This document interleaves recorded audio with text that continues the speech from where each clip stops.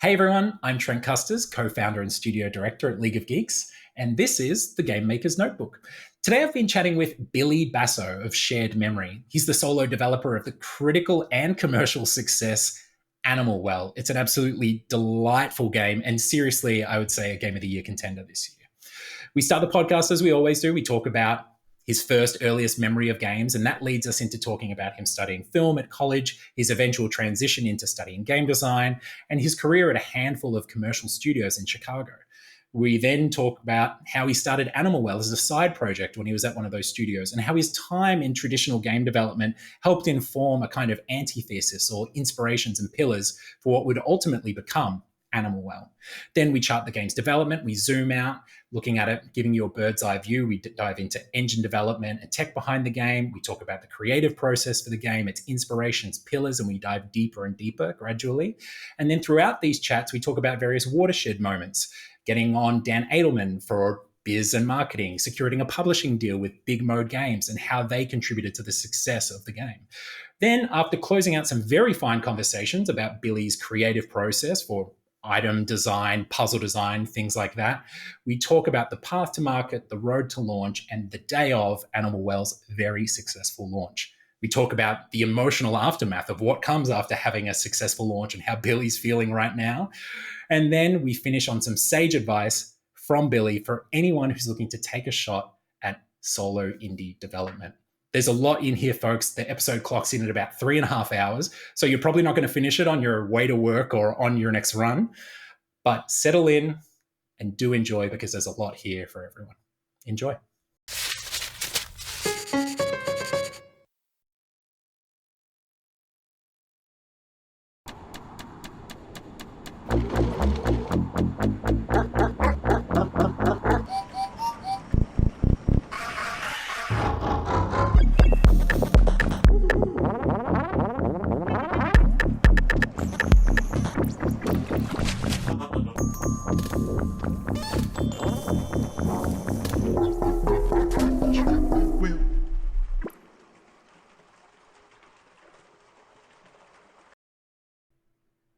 Billy, thank you for joining us. Oh, thank you for having me. I'm, as you might have seen me talking about on Twitter, I've been really excited to speak to you because I'm deep in the well at the moment, I guess you could say. Very good. Very good. Spoken like a true diabolical, like mad genius. I'm not in the well. I'm in the dungeon, aren't I? I'm in. You're doing good down there. I can tell. Well, look, man, we've got a lot to talk about today. Obviously, there's a lot to this game, and I'm really keen to sort of chart your path to it. So let's start where the podcast always starts. What's your earliest memory of video games? When did they light a fire in your brain? It's like very, very early. I'm trying to think of like it's like around the time of like my first memory. It's like very like early childhood. Like I think I was probably less than 3 years old. I think it had to have been like Super Mario Brothers on an NES. Wow. And what's the setup? I mean, obviously, you weren't at 2 years old given an NES for Christmas and just left to your own devices. Did you? No, I think you have like a gaming family that you grew up in. Yeah, a lot of my cousins had game consoles, and so I would see them there. Same with like sometimes I would stay at some neighbors' houses that would like babysit me, and they had an NES. And then I did actually get one when for like my third birthday. I got one. So so it really wasn't long. I think I just like somehow my parents knew it, like, okay, he's very interested in this. Yeah, we escaped the terrible twos by putting him in front of Mario Brothers. Let's see what we can escape in year 3. Yeah, like I remember. Yeah, I think this was probably when I was 3 years old. One day I went out shopping with my dad, and he got me 2 games. He got me Super Mario Brothers 3, and then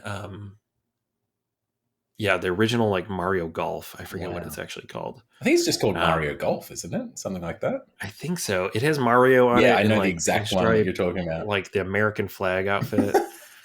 Uh, and then I remember playing that and just like my parents watching watching me, and then just being like surprised at like how good I was at the game. Right. I guess I probably wasn't barely knew how to talk, but I was like, I remember being like, look, he's like hitting the block. He knows how to like get the mushroom and stuff. And Hell yeah. I don't. That's like an early like Core memory. just like little vignette like core memory. Yeah. Hell yeah. It's Um, kind of like it reminds me of like watching a toddler operate an iPad or something. It's like just vaguely mhm. terrifying, like how proficient they are at this like new Yeah, yeah. It's like technology. you can't even like take a sip from a cup or something, but you can like play a video game. Amazing. All right, so you're like they've set you up from a young age. Like NES, obviously, there's we could draw any kind of forced Mhm. comparisons there between playing NES as a toddler and then being the creator of Animal Well. But what about when it wasn't just like a cool memory when you did start coming on like talk to me about your sort of like pre-elementary primary school years or like going through those early years of school, like were video games like a constant for you and your cousins? Like what were the big ones that stand out in Mhm. your memory? Yeah, I was like kind of a big. Uh, it was like it was constant. It was like throughout my whole life, I've had a lot of different hobbies, but video games were the thing that didn't really ever go Mm, away. And I didn't ever really know I wanted to make games, but I knew that I loved them and I like cared about them more than pretty much yeah. anything. I remember when I was in like preschool, I was really obsessed with the like the Mario cartoon on like that was on TV, and it was like kind of We bad. didn't get that in And like Australia. That's like I don't think so. I don't remember it. It's kind of like a mythical yeah, legend. it's like I've like I went back and like watched it when I was like later on in high school, feeling like nostalgic then, and it's like so off brand like compared to everything else. Like like it's like live action like intro segments. The Super And then Mario it's like Brothers Super Show. that's it. Yeah. Yes. Yeah. Yeah, and I would like demand that my mom like recorded on our VCR like every day while I was at school, and I was like before like she would come pick me up, and I wouldn't even like say hi to her or like give her a hug. I'd be like, "Did you tape Mario?" And I was just like so bratty and annoying about it. Um, and then I like loved all the games, and yeah, I think I was primarily like a Nintendo Yeah. fanboy. That was me too. We Uh, got a PlayStation later on, but it was definitely like, when I was sort of like in my later years as a teenager, like, and you had a bit more pocket money to do your own thing with it. mhm. But yeah, it was the Nintendo consoles for me for sure. Yeah, yeah. I did later on like get a Sega Genesis, and I was also kind of obsessed with Sonic as Hmm. well. That was like one of the first characters I like learned how to draw. He like, and even to this day, like if someone asks me to draw something, it's like I have it like kind of burnt into my memory of like the steps you take. Where at first you draw like this like Yeah, kidney tell us the bean steps shape for now. his mouth, What and then you to do the eyes, it's like almost like the letter. It's like a swoopy M like the shape, McDonald's and then he arches? like kind of like the McDonald's arches, and then he's got like a black bean like for a nose, and then his pupils are that, and then you do two triangles above it for the ears, and then you like you connect it, and then he's got three spikes on the back. I think two for his head, and then his body's just a circle, and he's got like a little tail, and then he's got two spikes on his back, and then he's got the red pointy shoes, and he's got the white glove hands. So it's like I have his whole You got a like system down pat. I got the whole sort of spec memorized. When you were a kid, But like what was your what were in the video games is sort of a mainstay, and you've got the Nintendo consoles got raging, and you got your Sega Genesis, but you mentioned some other hobbies that sort of came and went. Were there any sort of major ones? mhm. I'm always interested to hear sort of people's inspirations and influences outside of games as well. Yeah, I think when I was young, it was all like kind of degenerate where I just like liked certain like Yeah. cartoons Okay. or actually no, I had some weird ones. It was always like I wanted to like collect things. At one point I when I was really young, I got really obsessed with collecting markers, like the Crayola brand markers, and like any like they would sell like all sorts of different sets. Sometimes they'd be like a stamp Yeah. on the tip, or they'd have all these gimmicky ones, and I like wanted to have them all. Um, so like I don't know, I was just like really wanted to have a bunch of markers, and I wasn't like using them even to like draw pictures. I just like wanted to like stack them up. Um, but I think then later on, there was like a brief period where I was into skateboarding, like in middle Yeah. school. Cool. Um, Probably mostly because of the Tony Hawk video games, like kind of revitalized, made skateboarding like popular. Yeah, it's funny. Um, I remember, like, because all I did as a kid was like play video games, skateboard, and I did taekwondo as well. And it's like that okay. was like almost.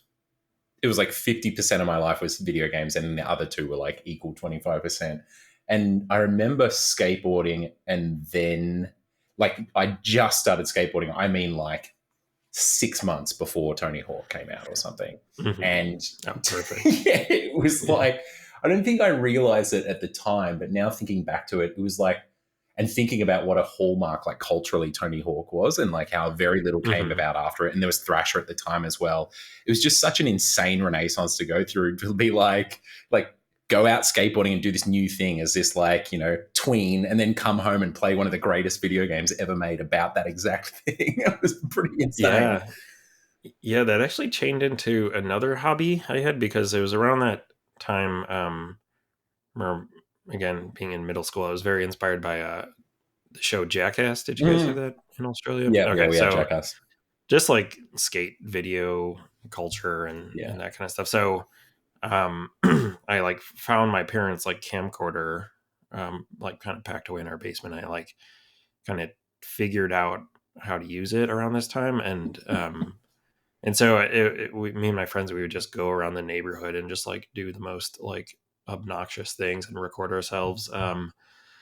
And so it kind of, that's probably the genesis of my interest in like film and video, because then later on in high school I got kind of heavily involved in like our video um, broadcasting like department and took a bunch Oh, of cool. classes, Like and AV then club sort of thing.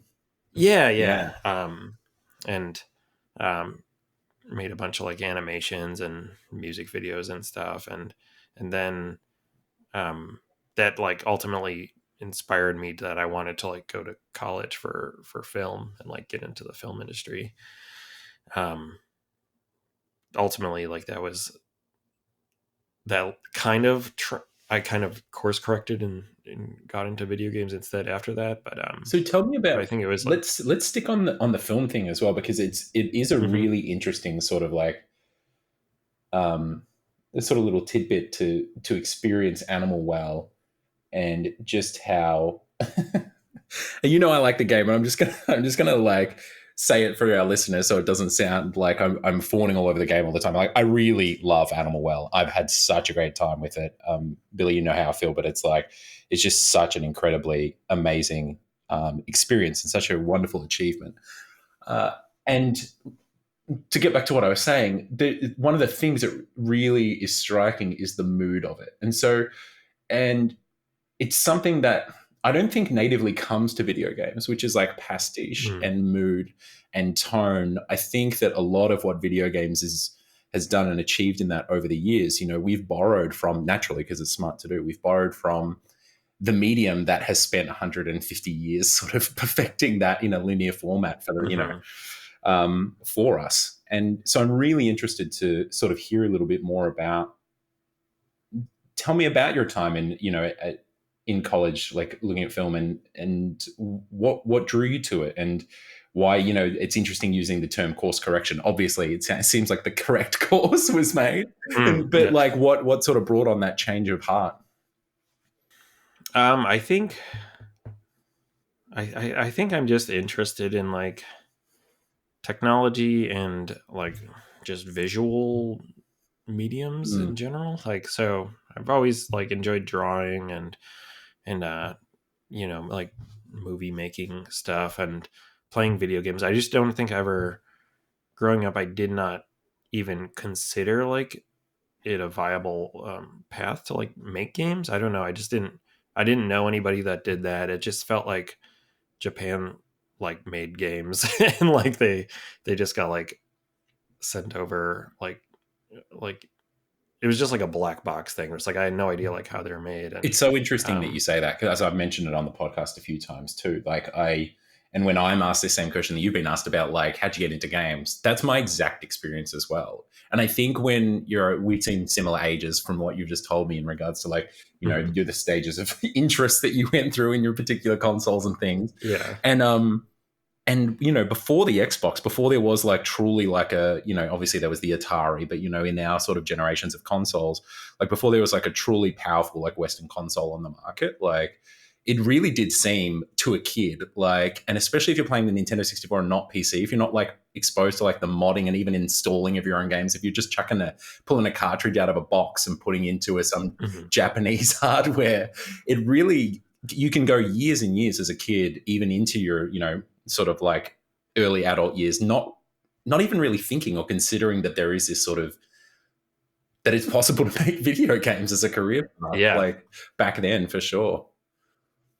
Yeah. And I like I didn't really, I was very interested in computers, but like throughout my childhood and like even into high school, it was like a very kind of like superficial relationship I still had with them. Like I was always really excited to like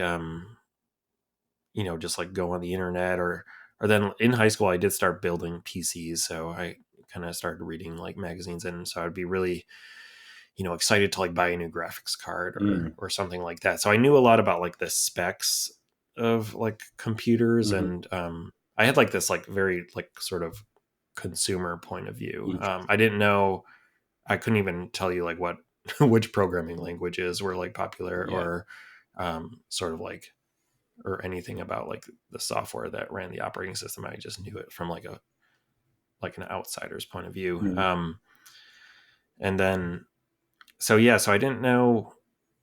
So I think that also blocked off like my my path towards like knowing that games are software that can be like programmed. Mm. They still just, I kind of vaguely knew it's like, yeah, you use like 3D modeling software to like make art for it, and there's obviously music and and art and things go into it that you can kind of intuitively understand, but I did not know what software you would need to even get started. Do you remember being familiar? I know you mentioned like not being able to say, well, what programming languages were popular, but do you remember having a concept of what programming was and that like programming was involved and things? Were you a maths kid? mm, Did you, because I remember being told as a kid that programming was this thing that kind of maths nerds did, and like it was just a bunch of like, well, coding, I guess. So just like you can imagine the most the most primitive like mhm. visual as a kid that you have of that, and go like, oh, okay, cool. I Yeah, understood the concept, but I immediately was like, oh, that's not me. I'm not like a math whiz or anything. yeah, I was not like, it just like wasn't on my radar in Mm. math. My math classes in high school, I kind of just did the bare minimum to get by. I was not like that intuitive. I felt like I was like, had maybe some natural inclination Yeah. to Okay. like do it, but I like wouldn't do the homework, and I'd get like kind of, I was like a solid B minus student. And um yeah, it wasn't until like I think going to college and just being around other people and kind of learning, like seeing some other people start Mm. programming some things. And um there was actually, so I went to Columbia College in Chicago, and I was in their film program, and this was between like 2007 and 2011. Mhm. So um yeah, it was actually like, it's interesting now I'm realizing it was this time when I was in school for film that like kind of the indie game renaissance was like, Popping off. or Yeah. yeah, so it was like, I think it was like while I was already committed to my like film degree, I'm seeing like, oh, people like very tiny teams of people are making games, and there's like a way to do that. I didn't Yeah. had like no idea. um, and yeah, and then I just started pirating a bunch of like lectures, the teaching company lectures off like the internet, and just like trying to like, I knew I wanted to do something more technical.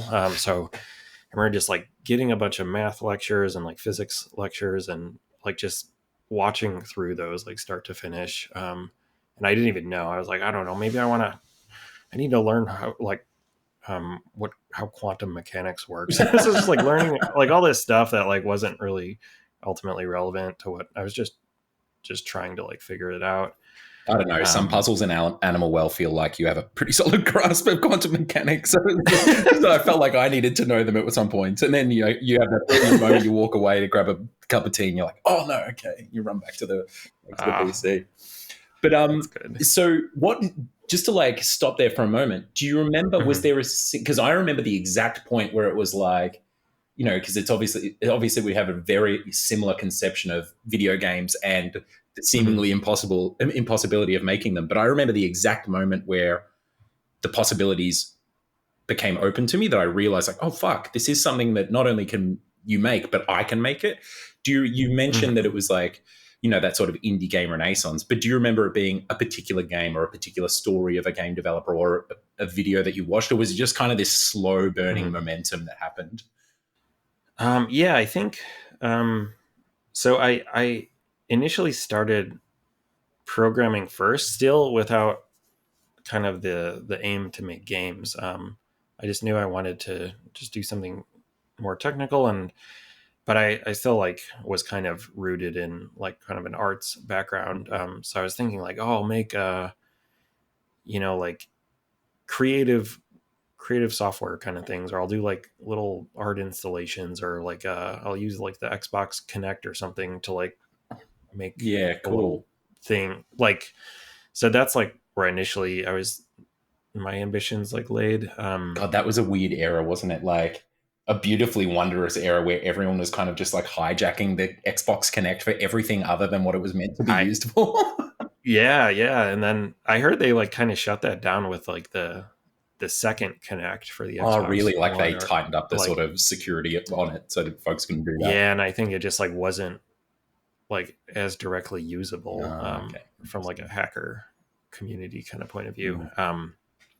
So yeah, I was learning this language called processing that was like kind of geared towards artists, that Yeah. just lets you draw like shapes and text and with like very minimal code. And um, while I was doing that, and I think I like bought myself like a textbook that just like had a bunch of exercises and little examples that I was just going through. And it was at the point where I was learning about like what object oriented programming was. Hmm. And it makes you think kind of like in terms of like entities or like objects on screen that like have behaviors Hmm. and verbs and stuff. So while I was just like going through that, I sort of found myself like making like a little like Space Invaders clone, because I was like, oh, you have a ship and it shoots bullets, and then there's like an enemy, and then they have all these methods on them for when they collide and stuff. So uh, and then it's like, no, I have a game and it has different modes, and you can have a menu, and so I just very naturally sort of found myself making a game. And I was like, oh, this is how you can make a game. This is how you can like structure a larger scale like piece of software. And this was like all within the like first 6 months of like learning to program. Interesting. So it was before that I was just like like drawing, just using like loops and Yeah. just basic conditional stuff, and like kind of just drawing stuff on screen. So it wasn't so much like an external aha or an aha moment from an external sort of stimuli. It was like you actually trudging into that territory yourself and realizing the possibilities as you're in there. Yeah, really cool. Yeah, and then it was probably like a year after that I actually got to see like the opening night showing for Indie Game the movie Yeah. in Chicago, Yeah. and then I think it was after like watching that and seeing everyone featured in that I was like, okay, this is what I absolutely want to do. I was already getting started into like maybe making an indie game or dabbling in it, but I was like, okay, this is like a bucket list goal, is I want to release Yeah. a game by myself. And and then early on, like, and I had also graduated from film school just prior to that, and I had started a new degree in computer science because I just like didn't want to go into the film industry. I was like just Yeah. just really wasn't feeling it at that point. But you did finish your film degree, which is rad. Yeah, and then I actually applied for an internship afterwards. It was like the last quarter, and I remember like a lot of my classmates, they'd be working on student film sets like every weekend, and they were just like really living in it and loving it, and I was just like had very little motivation to do that. So I was like kind of just feeling like a slacker my whole degree, and then it was like the last quarter. I was like, I should just like apply to some internships. I didn't do like feel like this was a big waste. And I remember I I went to an interview at this like motion graphics house that was like a pretty cool one in Chicago. But they were asking me, they're like, what would be your dream job be? Expecting it, obviously to be like film related or something. I was like, oh, to work at Valve. I was like, I want to work on Half-Life. So it's like, and then they were like, what is that? I don't know what that is. I And I knew was that like, was going to be the response. That's awesome. yeah. And then I was like, oh, it's like this program on your computer that you can like play games through, and they made it, and then they're like, oh, and I was just got like a blank stare. They're like, why are you here? It's like, yeah. So needless to so say, yeah, I was able to go you back. didn't get the internship, and No, I didn't get that internship, and that was fine. it's funny, Billy. You'd be actually no doubt be surprised at how many people come onto this podcast and they have some kind of moment like this where they go to do something and the person that they're talking to realizes before they do that they shouldn't be going for that job. Or I can't remember who it was, but someone was on here and they literally said the same thing to them where they were like, "Why are you here?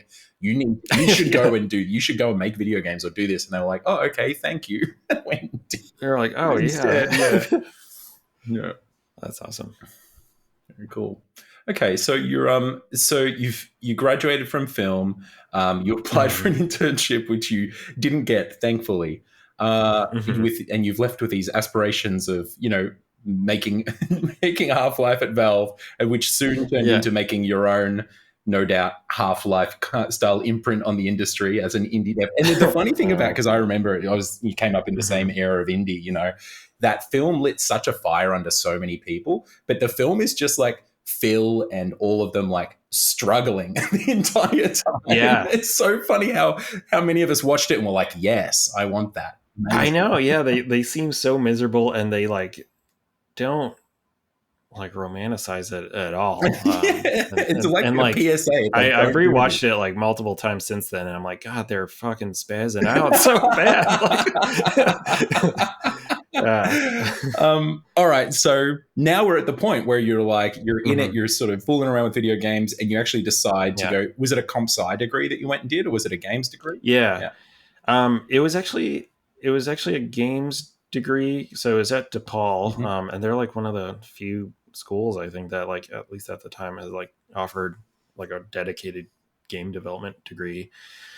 So I enrolled in that, and it's like a great program, and they actually really focus on like the engineering and like Cool. engine development and stuff. But I think I kind of got cold feet after the first year, and I despite still being like enrolled in all the game development classes, I changed my major to computer science because I'm like, oh, maybe I want to go work at Google or Mhm. something, and this is like a more versatile thing. So it's technically a computer science degree, but it was all game related Yeah. stuff. Yeah, cool. Which is Um, great because I know there are actually game degrees as well that will just do like a hard. They'll do some game design subjects and then they'll just chuck students into the comp sci electives, and it's like it's Mm-hmm. not game related at all. It's brilliant to have done, had the opportunity to do a games course that's like has specifically focused on like games programming, of course, which is most of them do now. But at that time, I remember as well. I advise to a university here that has a fantastic games degree, and like the landscape in Melbourne offers some really great games education. But like back then in the days that you're talking around about like 2012, 2013 or whatever, like Mm-hmm. definitely was in its infancy, so to speak, like games education. It's come a long way. Yeah, no, it seems like it's actually something that people take seriously now. But it sounds like you found a So good one. yeah, Yeah. yeah. Um, and so I think at that point, I was like, yeah, I wanna make indie games. So I was in my new like computer science degree, and um, I was taking some classes on like game programming and kind of learning a lot like very fast. Mhm. And I tried making like a Metroidvania game where like the world rotates around you, and it's all like vector art, um, and I was doing all the art in Adobe Illustrator, and then I was like importing like SVG files as like level data. So it was like Wow. a really jank, unscalable setup. Just like, but I was like having fun. But ultimately, I realized I'm like, okay, I can make like one level this way, but then I didn't even know like really how to scale that up to Yeah. a Okay. full game. So I made like some prototypes, and it's like just making a lot of little like arcade style games that Mhm. just had like high scores and stuff. And not really doing anything with them. And so I ultimately ended up not really finishing any indie games. But I then got an internship at Chicago Quest, which is this like charter school in Chicago.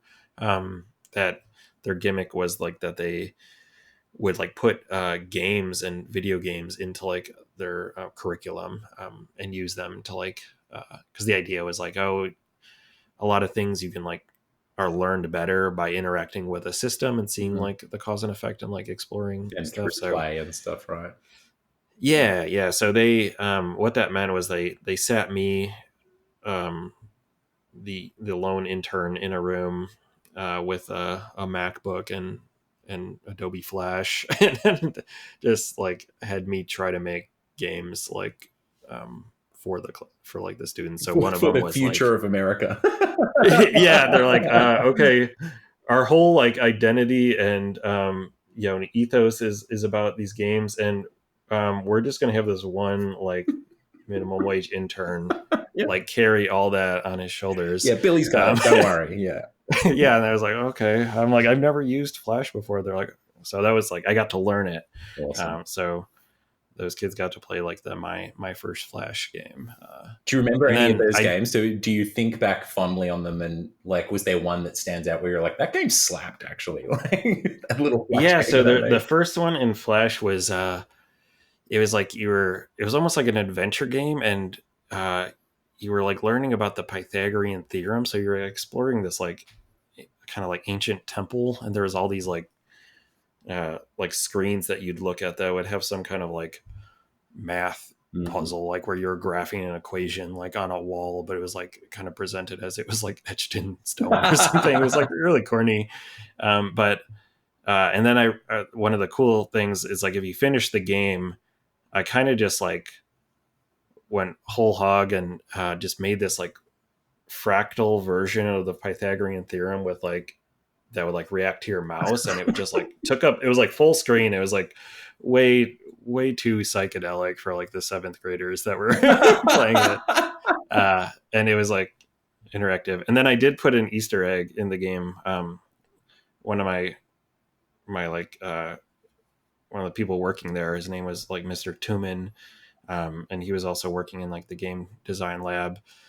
And I think I made it so if you like tapped a certain thing like 20 times or something, like it just showed a full screen picture of like Mr. Tuman's face. Like it just like covered it up, and it was like it was kind of like an unflattering photo where it was like camera flash, like like in his eyes, and his like cheeks looked like really rosy, and it was just like a very funny thing to put in there. But one, and I was like, no one's gonna find this, so I was already like hiding little Easter eggs Hell in yeah. these like very inappropriate places. And I remember just like when the kids were playing it, just like kind of kind of walking around the classroom, like looking over the shoulder, seeing if they're like understanding it.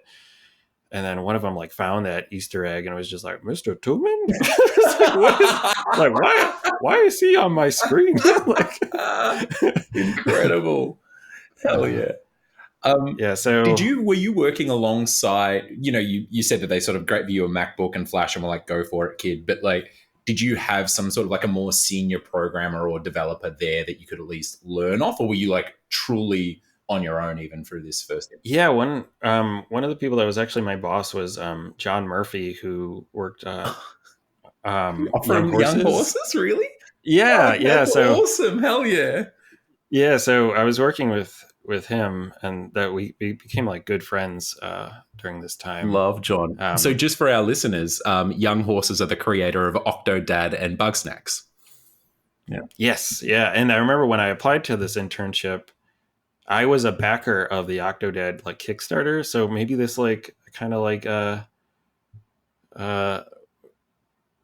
was kind of like sucking up a little bit. I was like, oh, like I backed your Kickstarter, and I was like during my interview, and then I was like, and then I did get the job. So Hell yeah. The only time I've been to Chicago is like I was there for 2 days, and the last thing that I did was like John took me out for deep dish pizza at his like favorite spot, and it fucking ruled. oh, awesome! Yeah. Wow, it's such a small industry. Yeah, Especially when really you're is. in indie games. Like I feel like everybody tends to know each other. Yeah.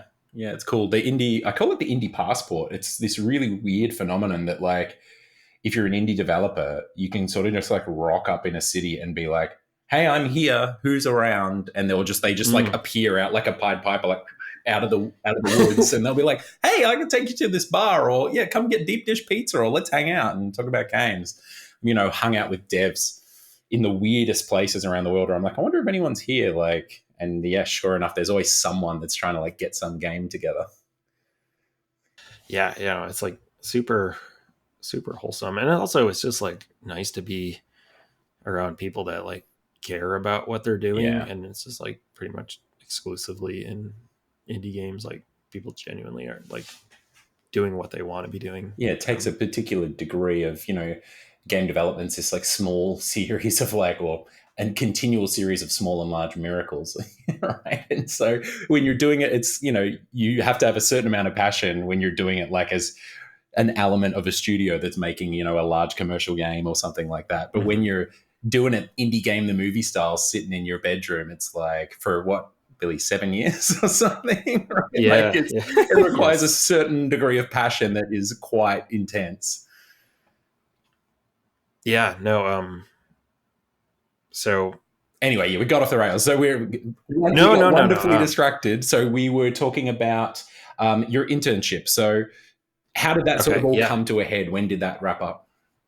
Yeah, it was after like that school year. Then I I knew that I was going to have to kind of find another job or something. So I ended up getting an internship at Phosphor Games in Chicago, and I was aware of them because they had recently released a few mobile games, but they were making like high end like 3D mobile games. So they did this game called Horn and Dark Meadow. Horn. I remember Horn. That was like an early like RPG, right, on mobile. Yeah, it was like an action RPG, cool. and it was made in Unreal Engine. So I think at the time it was just like very cool to see like a full 3D game like on your phone. Yeah, that like was like, I think it cost like $3 or something. So it had this was before like people figured out how to like make mobile games bad and like put ads and microtransactions. They're just like still like naively copying the like the premium model and just charging money for the game up front. Yeah, before it like got bottomed out by like all the big boys coming to town in free to play. Yeah, I think there's like every new technology has like a few year period where it's like really wholesome and cool, and then like the business people Yeah. like show up Capitalism comes to town. Yeah. and then they ruin it. So it was still during like the wholesome era of like mobile games. That was a big one too. I So remember Horn was kind of, as you say, like the game, in regards to like that higher fidelity sort of thing on the mobile phone. There was only a couple of like, there was Real Racing doing the racing high end of things and stuff. yeah, And there's I remember what Infinity Blade. yeah, What wow. was the one epic chair There made? really was only like 10 games on the iPhone at that point Yeah. in time. Like that was sort of like Um, rising to the top. It was cool, really cool, interesting time. yeah, so I was pretty excited to get an internship there, and then I the first project I got put on was called Nether, and it was kind of uh, it was like a contract project that the studio took on, and its like purpose for existing was kind of to chase the DayZ hype, Ah, interesting. and kind of just make an open world survival like zombie sandbox game. But Nether was different because it didn't have zombies. It had like these like black demon monsters, but for all intents and purposes they were like zombies. Zombie reskin, yeah. And that game was like also one of the first early access games on Steam. Oh, cool. So and they took full advantage of that to like release a broken unfinished game. Um, and so yeah, and then I think they were trying to add like microtransactions to it as well to like buy ammo, for for your like survivor character.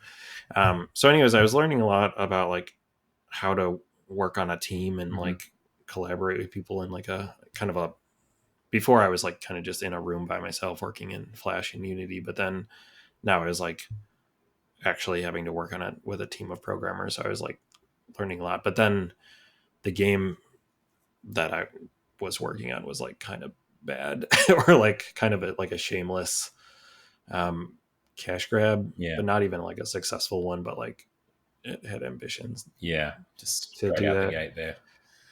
Yeah. And then I worked on WWE Immortals. In between that, I worked on some other mobile game projects that got canceled, that were also going to be free to play. And then I worked on WWE Immortals, which was a free to play game, like card battler Mhm. based on like wrestlers. And we were contracted by NetherRealm to make that because they had found a lot of success making a mobile version of Injustice, their fighting Yeah, game. cool.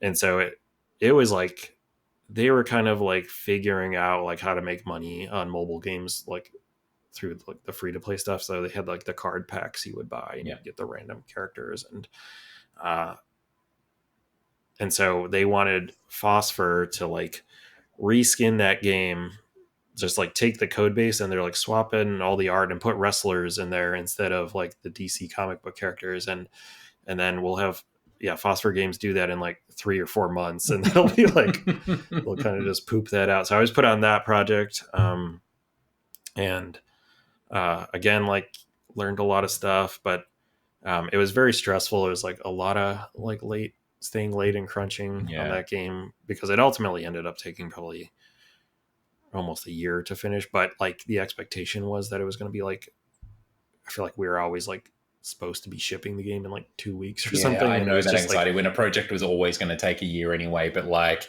for the second half of it, you're like in the deadline was a month ago type like anxiety. yeah, yeah. So that kind of sucked. How was your And like? So obviously that's a kind of shitty experience, well, just a shitty experience, like working under that pressure and everything. But how was it working with other programmers for the first time? And as you say, like on games that are sort of larger and sort of had that scale that you hadn't worked with before, were you kind of in there sort of like mopping up all the learnings, or was it just kind of not feeling right for you and you're like, I kind of need to find something else even though the learnings were there?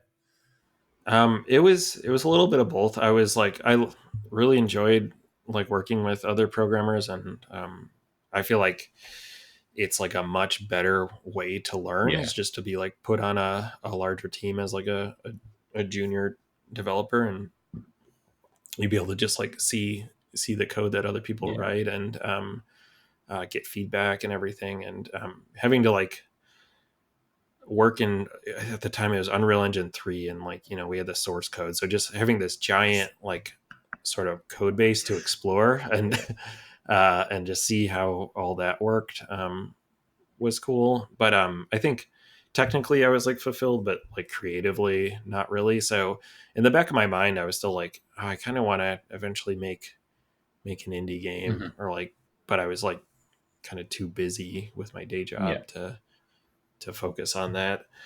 Um, and so shortly after that game shipped, and we did a bunch of monthly like updates. We added Hulk Hogan, but then like a few days after that Hulk Hogan patch like got published, his like sex tape got released, and then WB like wanted to like erase him from history, so we then had to Oh like roll God. back the whole update. Like, Wow. uh, Holy shit. which so that was terrible. And then yeah, and then I got poached to go work at NetherRealm because they're like, you guys did a good job, like making that wrestling game really fast and cheap. So we're just gonna like hire the programmers that worked on that project now. And I was like pretty, excited because like NetherRealm's probably the biggest studio in Yeah. Chicago, and like one of the only few ones that you would call like a AAA game studio. One of the oldest, if not as well, surely. Yeah.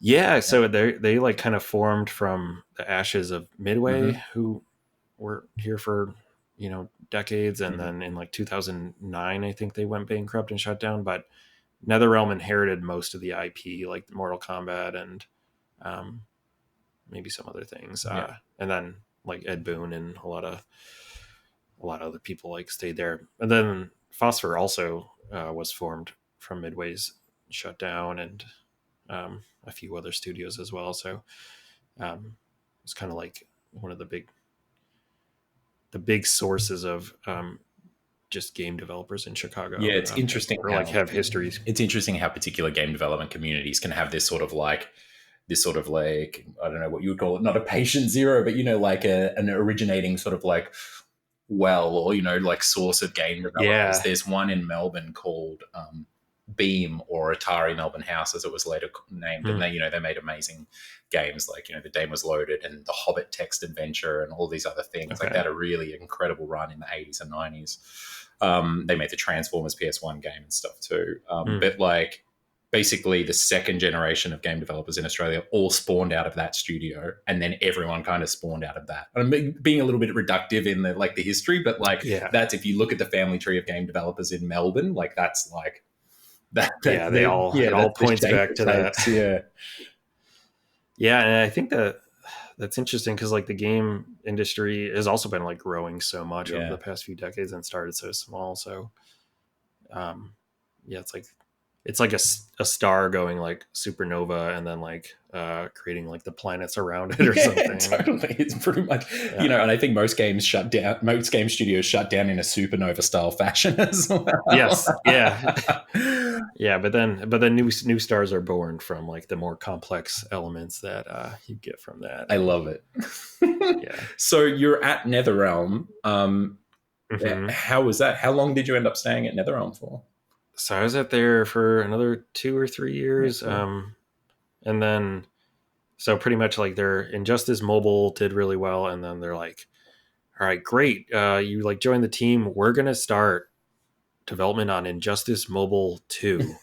So, um, so they're like, we're going to just do the same game. We're going to do it in Unreal Engine 4 this time, Hmm. but we're going to make everything like server driven. So all the gameplay logic is now written in TypeScript and like runs on a server, and it's to like prevent people from cheating. So um, Injustice Mobile 1 ran all like locally, Mhm. so people could just like jailbreak their phones or whatever and give themselves like all the characters. But Warner Brothers really hated that, and they said that we're gonna like blow up the complexity of the infrastructure to make the whole game like run on a server, and then the mobile game is kind of just like a thin client that just like sends HTTP requests and gets like your character cards back, and like anytime you want to like unlock something or buy something, it's like sending requests back and forth. Or if you want to get your inventory, you always have to like send a request for that. So the whole game is like really stuttery, and like anytime you like click on a menu, it's like going to Thinking. the internet Yeah. to like get you the game data. But that was like a pretty sort of like big project. So we had like 11 engineers on it for uh like 18 months maybe. Would I be right in saying And that that technical decision, or let's probably not technical, commercial slash corporate decision, forged some kind of inspiration around some decisions that you made on Animal Well as well? yeah, so I think all the theme here is like I while I was learning a lot of like technical knowledge from a design point of view, I was kind of forming all these opinions about like what I never want to do again. Like so yeah, and then around this time like 2015, 16, like all the rage was like analytics and big data, and like everyone was trying to like get as much data out of their players as possible, and Mhm. like they're like how could, it would be great if we could like somehow just get their email address, like like there was Yeah. just like all this like scheming, or it's like how can we get the most information possible from them. And so like a lot of programming work at these places was like, okay, just implementing like analytics requests. Yeah. Just like again like kind of slowed the game down, and it was just like sending all this like garbage collected JSON blobs up to the server, which just like stuff that I don't even know if they're using at all, but they just had it. Yeah, it was um such a huge sort of pivot in mobile games when like everyone became very very distinctly aware of how much money could be made, but more so how it was being made, like in regards to like mhm. these types of like metric and analytic driven special offers that were happening, or like monetizing them at certain Yeah. points in the game. And so then it was like every game became loaded with like these various points where it's like, what's the player doing right now and how much time are they spending, what's the Mhm. retention and everything, because we need to give them an offer like in this little window for 3.99 or Yeah. something. Yes. Yeah. So like in the first Injustice Mobile was made like more naively, Mm. and it kind of, and I think in a way it was more popular with players because by the time they were like, we're going to do Injustice 2 Mobile and we're going to do it right this time, and we have all the, like the sort of the expert opinions on like you need to have your daily challenges and then your Yeah. special offers and all these things you're saying and all these scheduled Yeah. things that are firing to like maximize retention. And what ended up happening, it's like the front page of the game looks like a newspaper ad. It's like so obnoxious. It's just like so many blinking like sale banners, and Yeah. like when you log in you get like 10 pop-ups like telling you got some like free gems, and Hmm. it's just a complete mess. And like but it's like nobody like can be blamed for it because it's all like decisions designed by like analytics and like Yeah. A/B testing. So it's like but just like on a surface level you look at it and it's clearly like garbage. Yeah. Like the thing you've ended up making is just like almost like unplayable. I worked on a free to play mobile MMO for a couple of years there, and as like the creative director. And I distinctly remember towards the end of that experience being like, and this isn't to like, poo poo on anyone who works in mobile or is sort of, trying to solve Mhm. all these very interesting and complex problems, in the right way. But for me personally, I was just like, I don't know. It kind of feels like approaching it from the wrong direction. I'm coming in Mhm. every day. I'm looking at the beta analytics, and then I'm thinking, how can I from those numbers? How can I reverse engineer the game to like get those numbers up a little bit more in these like really Mhm. tiny increments? And you do find yourself like having those moments every now and then where you step back and you look at your game or you look at something that's happening, and you're like, oh fuck, what have we done? Like, how do we got the Yeah. number to move, but like at what cost? Kind of. Right. It's like just so like artless. Yeah. And you just like really, I think, lose the forest from the trees And I think kind of also thing.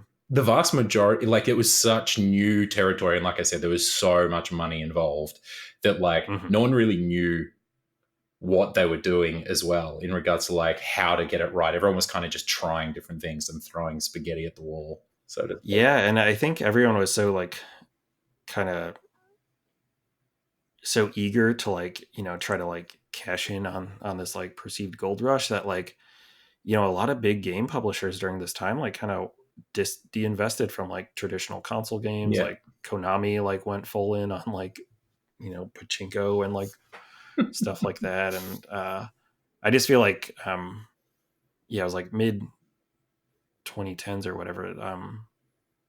Yeah, I just felt like console games were like kind of suffering until they maybe are now figuring out how to like make those free to play and like bring a lot of this stuff into them as well. But Yeah, it's definitely something that um we see in video games as an industry. It's like what first emerges as a new thing within the sort of central core video games industry, that we would typically associate with PC and console and traditional development, to use a few phrases. Like it then starts to grow and grow and grow, and it becomes like people think it's the next big thing. And then mhm. it gets to such a size that then it actually kind of undocks from the ship and becomes its own sort of mothership. Like, I think mobile is Yeah. still making more than everything else, combined or something crazy like that, right? But now it's its own industry, and there is like whole Right. Yeah. generations of its own developers and its own design and commercial conventions and all of this sort of stuff. And the similar things have Yeah. happened with VR or even with satellite industries. Like I remember GDCs where, or like you go to any sort of conference and there was always like a streaming element to it. But now it's like that's its Mhm. own whole industry, right? There's TwitchCon and there's, and you don't see a lot Yeah. of those folks as much anymore at the traditional games conferences. Yeah. It was a little discouraging though at the time because there was just a lot of talk that like, mobile's the future Yeah, and like console games are dying. Like people would absolutely. like just point to, like these like free to play games and be like, this is where the industry's heading, and like everything else, like premium games, Mm, they're just gonna no one like, and the people that were saying this are like, like on the business and like analytics side, and they don't like really have a good intuition for like what a fun game is, or yeah, they don't have like the experience like growing up and loving video games. So to them, yeah, it is just like an optimization problem. And yeah. then they're like, this is better. This is And even for those who do, like you kind of said before, it's almost like, I'm sure there are a few exceptions, but no one's trying to make things worse for everyone. But like you can imagine them looking mhm. at the data. It was such a huge phenomenal shift. Like how much money was being made. Even something like free to play was such a strange concept that was brand new back then. It's like, hold on, you're making how many hundreds of millions with the game that's free? Like what? Mhm. And the app, the app store and like playing games on the even things like people play games more on the toilet, and everyone's like, what the fuck is happening? The sky's Yeah. falling. Like it was a weird thing where we thought like mobile was going to consume everything for a little moment there. Yeah. Strange. All right, so Yeah. you're at So NetherRealm, you're making these mobile games. Were you on mobile the entire time you were there? Like, yeah, yeah. And then um and I was kind of like enviously observing the console team, making their games. But look, peeking over the fence.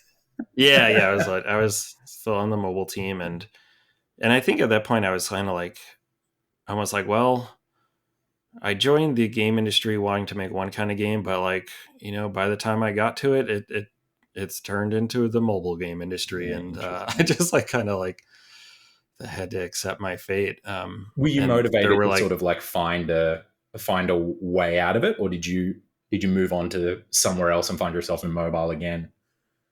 yeah. So then from there, I had a friend at the time convinced me to go work at this other startup in Chicago called Level X, and they made mobile games for doctors. Oh It wow. was like they were like educational games, and they were like trying to develop this like kind of weird, interesting business model where they were kind of like had product placement for like different pharmaceutical companies, like drugs and stuff. Oh, fucking Uh, God. and then Wow. they were made in Unity, and so it was like you'd play these like cases, which were like levels. And um, the first game I worked on when I started was called Gastro X, and it was this game where you just stick like an endoscope up up people's butts in the game, not in real life. And then the patient and says, then prescribe Xanax. yeah, and you like have to like grab polyps with these like forceps. And the reason I was interested in going there was not because I like the medical industry or pharmaceutical companies, but they were at least doing interesting stuff graphically. Oh, cool. So they were using like doing soft body like physics simulations and like For the polyps, of course, right? fluid. Yeah. Yeah, for the blood, you pull the polyp, and then blood would start forming, and you can like jab into the walls of the intestines, and it would like jiggle. So it was like really kind of dumb. And then they made like a VR version of it too, which I don't think was kind of just like a just to like show visitors, but you would like grab the polyps, and then you'd see if you cause the blood to start flowing out. You'd start seeing it like rise up to your like waist. You're like this like I guess you're like you're in the this game, cavity you're like as the player. you're in the butt, yeah. And I guess in this case, you're like either you're like 1 or 2 inches tall, or you're in just like some giant entities in like digestive tract. That's the beauty of art. It's, we leave that up for a creative interpretation by the player. Yeah. We don't need to tell them that. That's up to you as a player. So again, this is sort of like filling in that antithesis that you're kind of building, right? That sort of leads to your motivation for Animal Well. So when did you sort of like get that escape velocity out of this this new studio that you were at, and where'd you land afterwards? So it was pretty much when I started at this studio in 2017.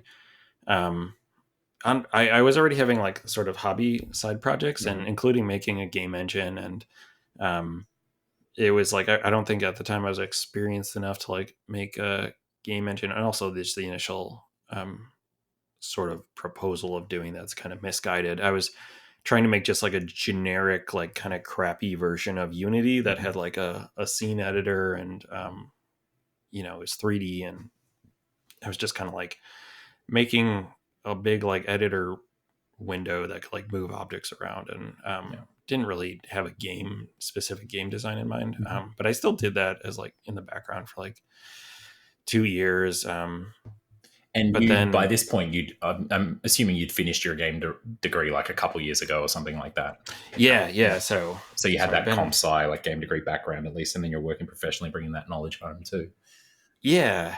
So it was by the time I started Level X, I was like, okay, I'm gonna kind of scrap my other game engine project. And I'm like, I still really want to just make a game and release something on my own.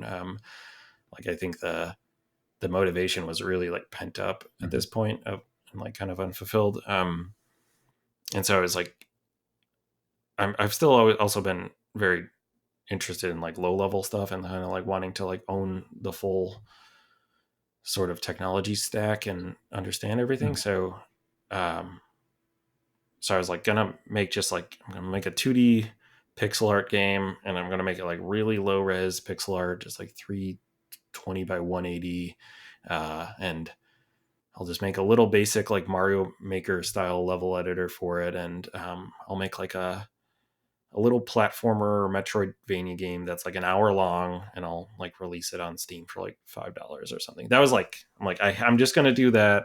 And roarous laughter erupted from the crowd as the gods looked down upon you. And it was like, the most important thing was that I finished it. And like a lot of that's like common advice you hear is like, don't like overscope your first indie game. But you found the hack, because if you don't overscope at the start, but if you just add things and feature creep in the middle, then you've obeyed both rules. You make a massive indie game, and you also don't overscope it at the start. Yeah, so it also I set a lot of constraints for myself in the beginning as a result of me trying to keep the scope down. Yeah. So this was, just because I know we've been making gags about it and laughing, but this was what eventually became Animal Well. Yes, right. Yes. So you didn't end up making a little game, finish it, and then go, okay, cool, now I'm going to tackle this thing called Animal Well that I want to make. It was like this game iteratively then became Animal Well. Yes, cool. And it's kind of like I made 3 or 4 games, like almost just like repainting over the canvas over and over again. Yeah, And yeah, yeah. each time it became like a richer, more complex game. So But was the still like, oh, sorry, continue. but still like that low resolution and still like a fairly tight map size Yeah. that was kind of baked into the code base. So that was what I was going to ask. What in that first iteration, and you kind of mentioned the things that you set out to do and some of the constraints that you laid down, but like, what were sort of some of the fundamental pillars or themes, or the concept of animal well that did exist in that first sort of little mini plan for your game? Yeah, I knew I wanted the game to have no connection to the internet whatsoever. Top Uh, of the list, the heading of the .NET yeah, list. Yeah, yeah. There would be no DLC, no like. I wanted the game to be just feel complete, yeah. like it would come on a cartridge, like in any older retro game. That when you got it, you felt like this is the whole game. I'm gonna like mine as much entertainment out of it as I can, You could do and that for potentially years or something. yeah, Yeah, and if you go back to it like 30 years from now, it'll be exactly right where you left it, yeah, cool. still playable. And I just wanted to make something that kind of felt like a physical artifact that was like complete. So I knew those were kind of like my sort of principles that I had. And Interesting that you say um, that. Sorry to interject, because mhm, from what you've listed so far, none of them are really. I mean, they're a beautiful set of constraints that can lead to a lot of creative outcomes, but none of them are really creative concepts in the general form of yeah, like you're in this well full of animals, or like yeah, maybe the closest is the particular genre that you were looking at, like this mini Metroidvania, right? yeah. So I think it was just another almost like technical constraint. So but that also that cut off a few sort of um, avenues. Like Yeah. I knew I was never going to do like early access, and then I knew because I wasn't going to update the game post launch with any new content, um, and I wanted it to have this like sense of depth and mystery. Mhm. I'm like, I have to put all that in up front. I only have like this one chance. That was Because I've the like fatal I've flaw in your small scope game. yeah, it It's was. really small, but Yeah, you've got to be able to play it for 30 years. Yeah. yeah, and it's really small, and I can't ever add anything to it. So I'm like, so it's more like if there's any idea that I would ever hope would be in this game, I don't want to have like any regrets. It needs to go in, because I made it a rule that I can never go back and do like do DLC for it, Yeah. or any Yeah. kind of update. Um, so really, in my mind, it was this like all or nothing thing. It's either like, and then as it grew and I had more sort of, it's like the sunk cost fallacy thing. Um, it just had to be like the perfect version of the game that I had in mind. Mm. I knew I wanted to make this, kind of like sprawling space that you explored, and I've taken a lot of inspiration from like museums and stuff. I remember going to House on the Rock, which is this place in Chicago, Yeah. or actually Wisconsin, and it's this guy who built a house kind of in the middle of nowhere in Wisconsin, but then to like store like a lot of his like personal collection of things, and then he would like charge admission to like for people in like nearby to come like visit his house and like look at it, all the stuff he had. um, but then it got like popular, and so over the years he just ended up building all these expansions onto his house in like a very like kind of ramshackle way. And so it became this like really like chaotic sprawling museum of just like exotic things, including like the world's largest Ferris wheel, and there's like this The room with world's like a largest, giant, because there's some pretty fucking big oh sorry, Ferris not wheels. Ferris wheel, I was carousel. going to say that's Carousel. impressive. No, carousel. Right. And Okay. then Okay. and they're like, a lot of the stuff's just like very demented. If you go in during Christmas, they'll have out like 1,000 Santa Claus like figurines, like all just like lined up on the walls. Yeah. And there's this big like pipe organ, and there's just like thousands and thousands of things, and you can just like pick any direction to walk in, and there's like something interesting, and it's all like curated by this one eccentric man who's just like, you can just see any given section is like, oh, this is what he was like obsessed with, like 1700 like, or like, you know, like 17th century guns at one point. So there's just like this big wall of all these weird guns with like 3 barrels, or um there's And what'd you say it was called? House on the Rock? House on the Rock. Yeah. Yeah. Okay. So if anybody And where is could it? ever get a chance to go, it's in Wisconsin. Okay, right. Um, Wow. yeah, it's an incredible Check place. out, yeah, and if anyone goes, check out the 17th century gun wing. Yes. Alex, Yeah. And then our there's, producer's just thrown it in chat. Alex Jordan Jr. Is that oh, yes. the I mad think so. genius? That Yeah. sounds right. Yes. We love a mad Uh, genius contributing to society like this. Like every state has to have at least one mad genius who's putting some completely unnecessary cultural artifact out there for everyone. yeah. It's amazing that it's still open to this day. And it's like pretty cheap to go there. And then they give you tokens when you enter, and scattered throughout the whole like museum. Occasionally there's like a little slot where you could put a token in, and like each time it will just trigger something totally different. So in one place it's this big like almost like animatronic like music box like room, where the whole room like is wired up with like a xylophone and like some drums, and like it'll just like play you a big song, like it's like a music box that's like 40 feet wide. Wow. And just like things like that. So this So was it's kind of just like like in your mind, even in this first iteration? I think so. I was working on the game, and it was like shortly after that I went here for the first time. I was like, oh, this it I just like the idea of this big like kind of really dense space, Mm, where that's like consistently surprising. Like you can kind of pick any direction right. to go in, and you just don't, because it's like almost like just like this uh almost like autobiographical like collection of ideas and Mm-hmm. like hobbies and things. Like the only common thread is like the person sort of curating it all. Yeah. But other than that, the thing, it's just like a lot of unrelated stuff together in one place. But there's like a cohesive like mood to it all. Yeah. So you knew uh, that you were in some way, shape, or form setting out to make your own digital house on the rock. mhm. Cool. Yeah, I think I did start kind of thinking of it that way, and that was like when I'm like thinking about inspiration or like kind of vetting new ideas for the game. Um, a lot of times I would be like, is this like a digital version of House on the Rock? That was almost like my design like North Star, Interesting.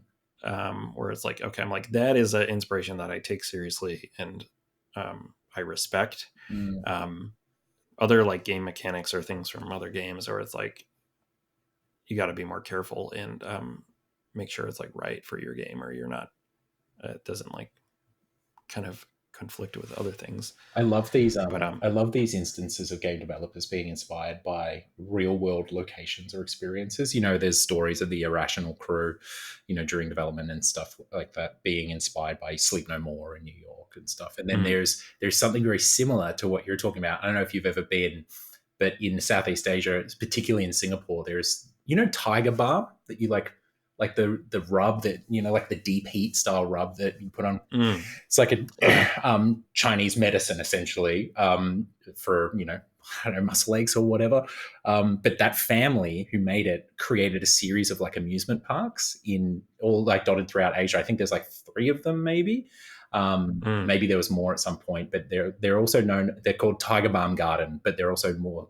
They're known as Haw Pa Villa, and they're just these like really fucking now very creepy, kind of fucked up like amusement parks where, you know, it's a lot of it's like based on, especially the one in Singapore that I've been to, is like Chinese parables and stories that you would like take your kids to. And but there's these crazy like dioramas that you walk through, like including like the 11 circles of hell and everything. Oh It's wow. fucking creepy as, but it has inspired like a number of Southeast Asian game developers who've grown up Yeah, as the kids, like touring these, these amusement parks that are now, the one in Singapore at least is still open. The last time I went there, but it's quite run down. Like entire areas of the park are kind of like dilapidated and really creepy.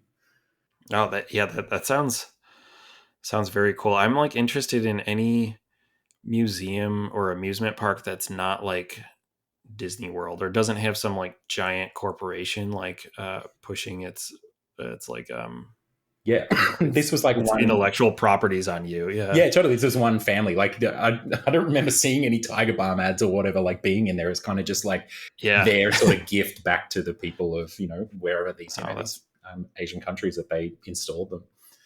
But anyway, so you tell me about those sort of first. You talk about sort of repainting the canvas. You mentioned that hmm before. How long, if we could, and maybe it's not a good way to sort of chunk out the story of this game's development, but like that first sort of stage of development that you went through where you're working on the game and then you reach that point of okay, I'm going to sort of whatever it might have been, a technical decision or a creative decision or whatever, that sort of brought about a metaphorical repainting of the canvas. What was that like how long was that, and how are you sort of funding yourself at this point in time? Were you working on the side? hmm How long were you sort of tinkering in what you yeah. would So call it was phase? so I was at Level X for 4 years, and the entire time I was there, I was working on Animal Well on the Right. side. Um, the good thing about that studio was like they took like crunch pretty seriously. So like my day job responsibilities were much more like constrained, and I had a lot of sort of creative energy to work on There's some joke games there about a before and medical after work. company taking crunch, the only one taking crunch seriously as a video game I company, right? yeah, that's like you're not going to be able to make the games of your dreams like but you won't have to crunch at least. So That's a good uh, deal. So you had that so time that you previously hadn't had to be able to come home and sort of mentally and even just physically have the energy to commit to something like Animal One. Yeah. yeah, and it was during that time that a lot of sort of the design like percolated, Mhm. and I kind of just naturally, it just kind of very formed very organically. I think early on, I was, a lot of my effort went towards like sort of getting the tech set up and Mhm. making a level editor and figuring out just how to build the game. So it looked much more like a kind of generic, maybe like Zelda inspired, just like dungeon platformer game with like spikes and bricks Mhm.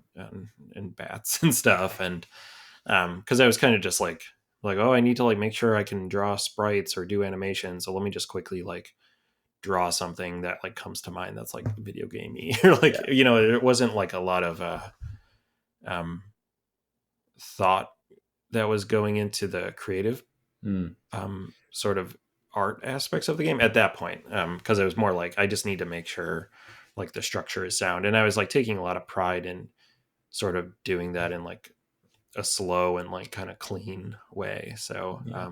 I all the we'll loop back to this at some point, but Mhm. I think it'll be important context for as we unpack this story to just sort of get this out of the way. But was tell me about sort of like the team, quote unquote, that you like ended up with at the end, and how long was it just Mhm. you if we sort of track out the timeline of the project? Like, because I know, for example, you got Dan on board and you had your composer as well, but was the rest of it just you? Did you have any help at any point in time, or did you just sort of slowly just attack every aspect of the game?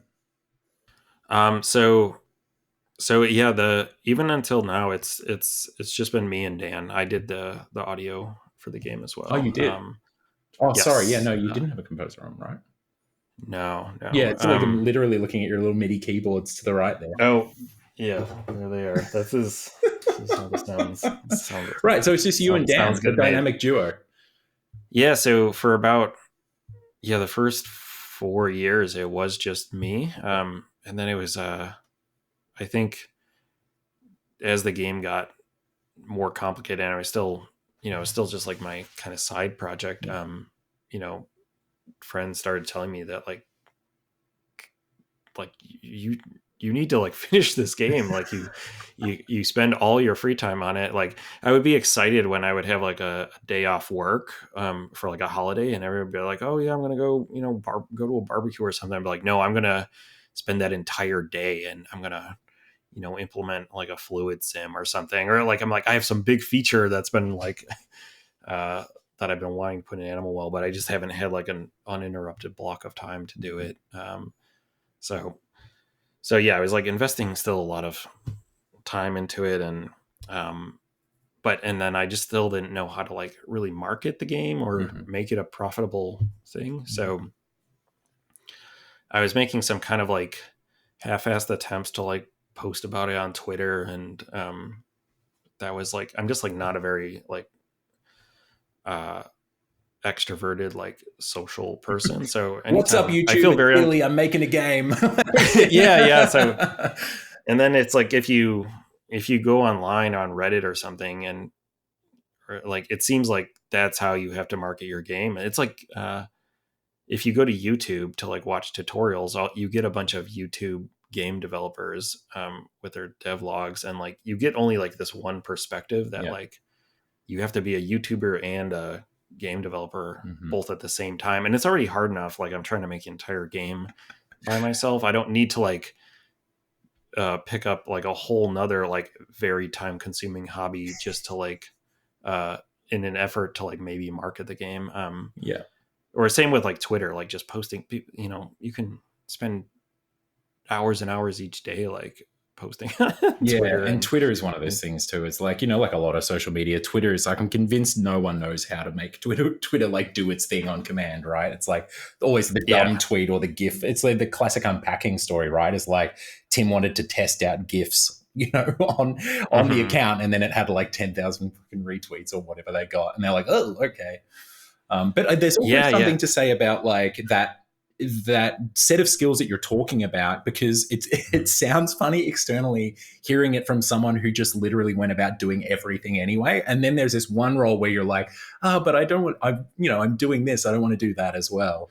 It could seem like just another thing, but there's a much larger hurdle to cross to move into the business and marketing side, because you're literally turning your perspective instead of internally to externally, right? Like it's a whole different, you can be the composer as well. You turn to your left and you tap out some tunes on you're still working on the game. You're still internally focused on the project, but a whole different like context switch, and you're already doing it from technology, your technology that you're creating and the creative, but then to do it externally, I totally understand how it could just seem too much. Yeah. I think that's where I drew the line, where it's like, if this work is resulting in something that's in the final executable, then like I'm doing it. But if it's more like I'm just trying to attract attention to the work I'm doing, that I think I realized at that point, like I'm just not good at this, and I kind of need help. So I learned about Dan through like I kind of knew about him when he worked at Nintendo, and as just like a person in the industry. And then I think I listened to a podcast where they were talking about Axiom Verge, him and Tom Happ were on it. And he kind of explained how, Tom Happ is a solo developer, but Dan helps with all like the business and marketing stuff, and like all like the boring things that like, Tom couldn't be like, didn't have like the skill set for. And so I was like, at that point I was like, oh, I never thought that like I could have this, like I could hire someone to like help talk about the game and like email people and like apply to shows and like also just get some feedback and like have someone to play test it and just someone to talk to. Honestly, it gets kind of lonely, and when you only have your own like thoughts and perspective, it's also like hard to, I guess, make something good. Like I think it's like actually very important, like when you're designing things, to get playtest feedback and what a person to have in your corner as well. So for those who aren't aware, Dan Edelman been in the industry a long time, like Xbox, ex Nintendo. He was like the indie guy, or like one of the very few like indie peeps at Nintendo in the early days when this renaissance was happening. And, like there was the Switch store and the Wii U store, helped, in big ways alongside folks like Damon Baker with, Shovel Knight's success when he was at Nintendo and other titles like that. But then also left to then become this kind of like hired gun sidekick for very talented indie devs who also, funnily enough, seem to there's a theme through Dan's games too, which they're often like these 2D side scroller, like very indie style pixel art games or something, not exclusively, like I'm obviously on like Australia. There's a little bit of a break from that style, but Axiom Verge, Chasm. And so it was of no surprise when I met you at Bit Summit and then I saw Dan Edelman in tow, like at the table with you as well, hanging out. I was like, oh, yeah, okay, that suits, cool.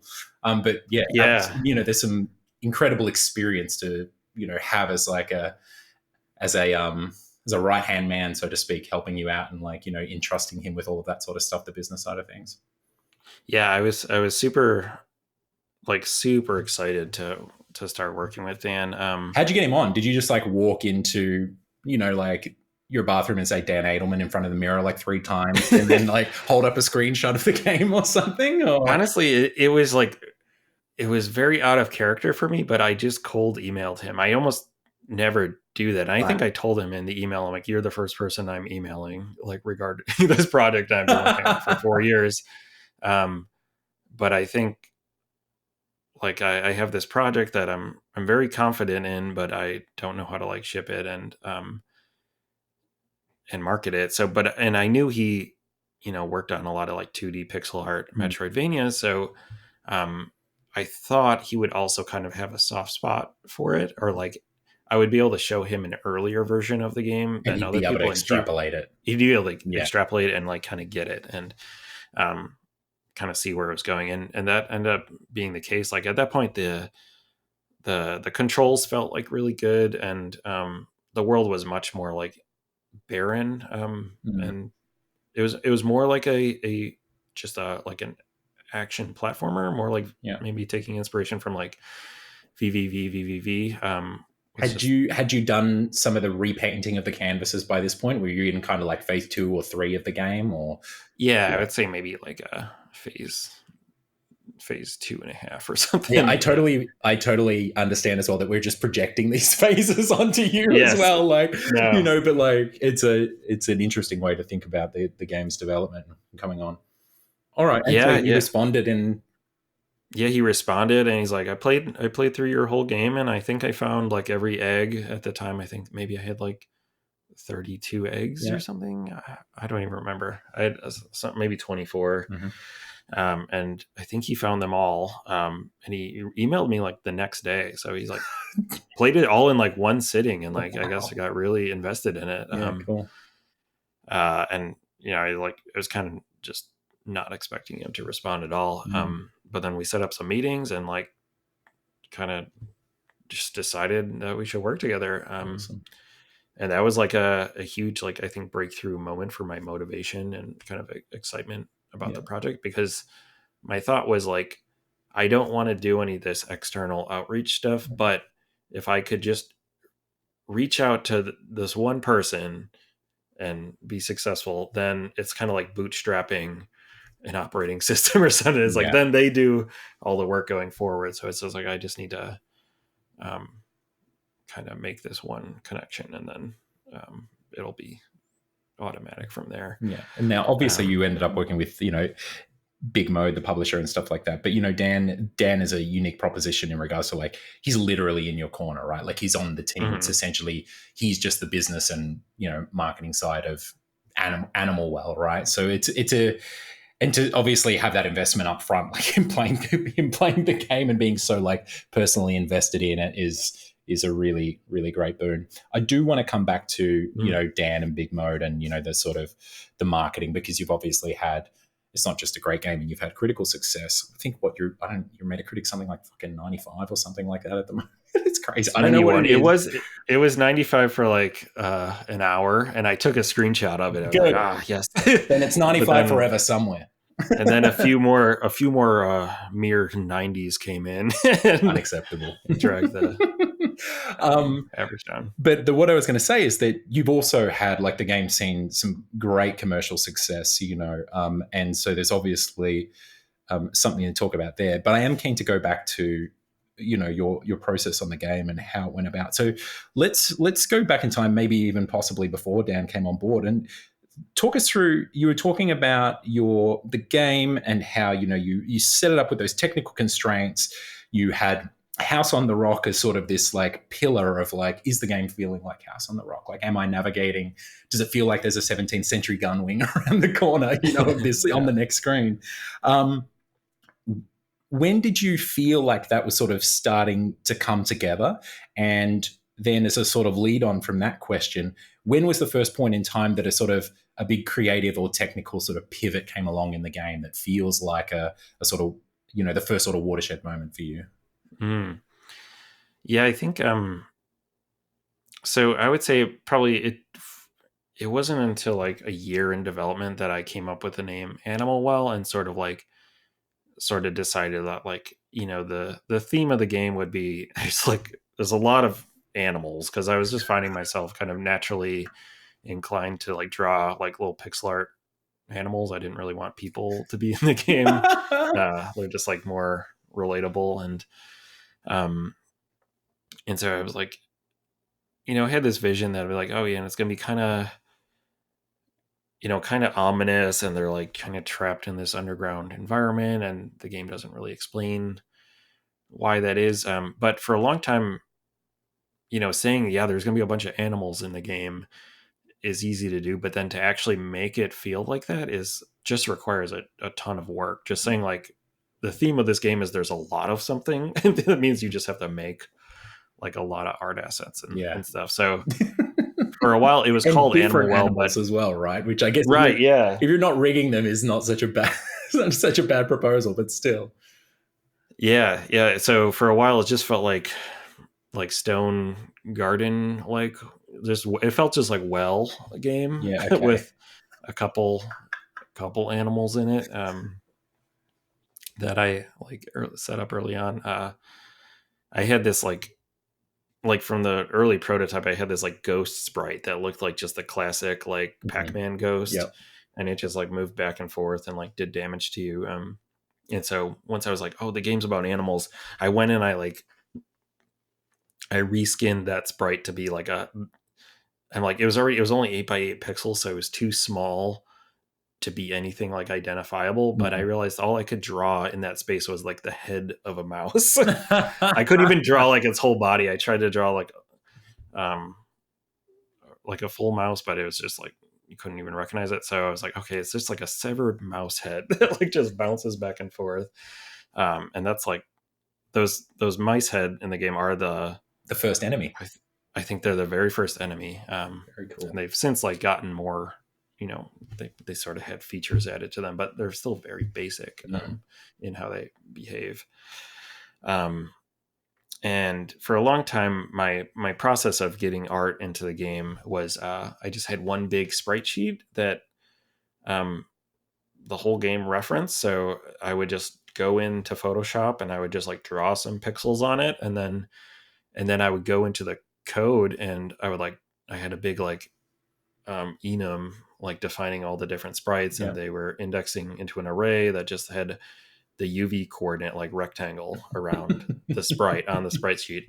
And so if I wanted to like draw the mouse head or the ghost, just like you look up the box around that ghost sprite and like just do a draw call for it. So that was like version 0 of the graphics system. And then if I wanted to do animations, I would just draw some sprites beside it in a strip and then offset the UV coordinates by like the width based on the frame index I wanted. And then I would like wrap it around. So after I had done that, it was maybe like a year or two in development, I discovered Asprite, which is like a really excellent open source piece of software that lets you draw pixel art. And it's like very lightweight and so much more joyful to use than Photoshop. And so I started a sprite or ace? Yeah, sprite? it's spelled ASEPRITE. Right. Yep. Cool. Yeah. Highly recommended. I think you can buy it on Steam. It's like a one-time purchase, which is great for like $20. I forget what the price is. But also it's free if you're willing to compile the source code from GitHub. So you can just like pull Oh, the cool. project and compile it yourself.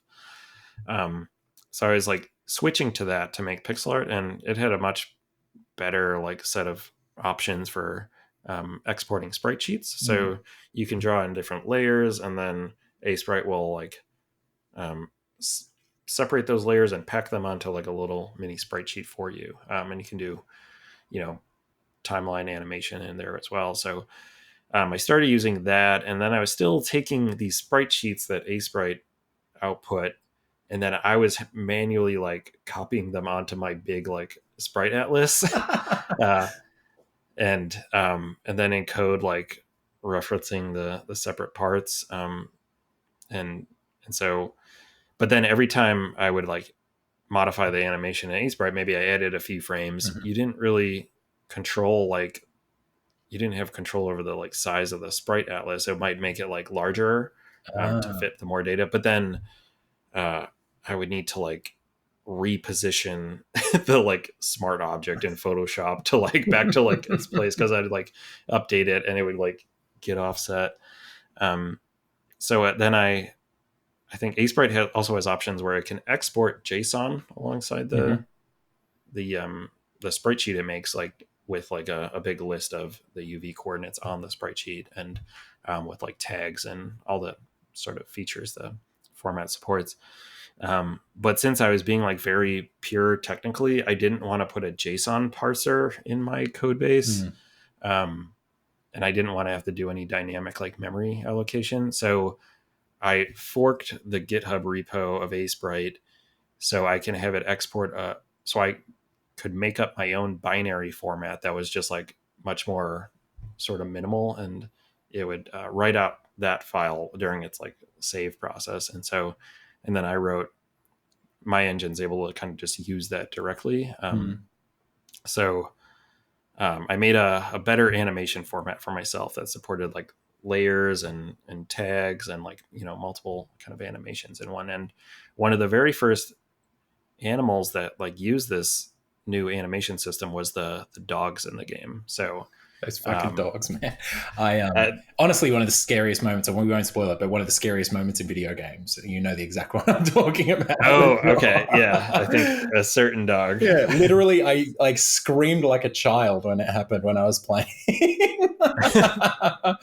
No, I think that's like a common experience. And I just love how unsuspecting it ended up being. It's the bait and switch for me. That's definitely the masterful setup there. Yeah, it took a while. It takes a while to set that moment up, but there's a lot of game design going into that. One thing I will say about it, there's a couple of things that I'll just interject here that I think are interesting talking points, and we'll come back. I'm actually going to make a note because I want to talk about this in particular.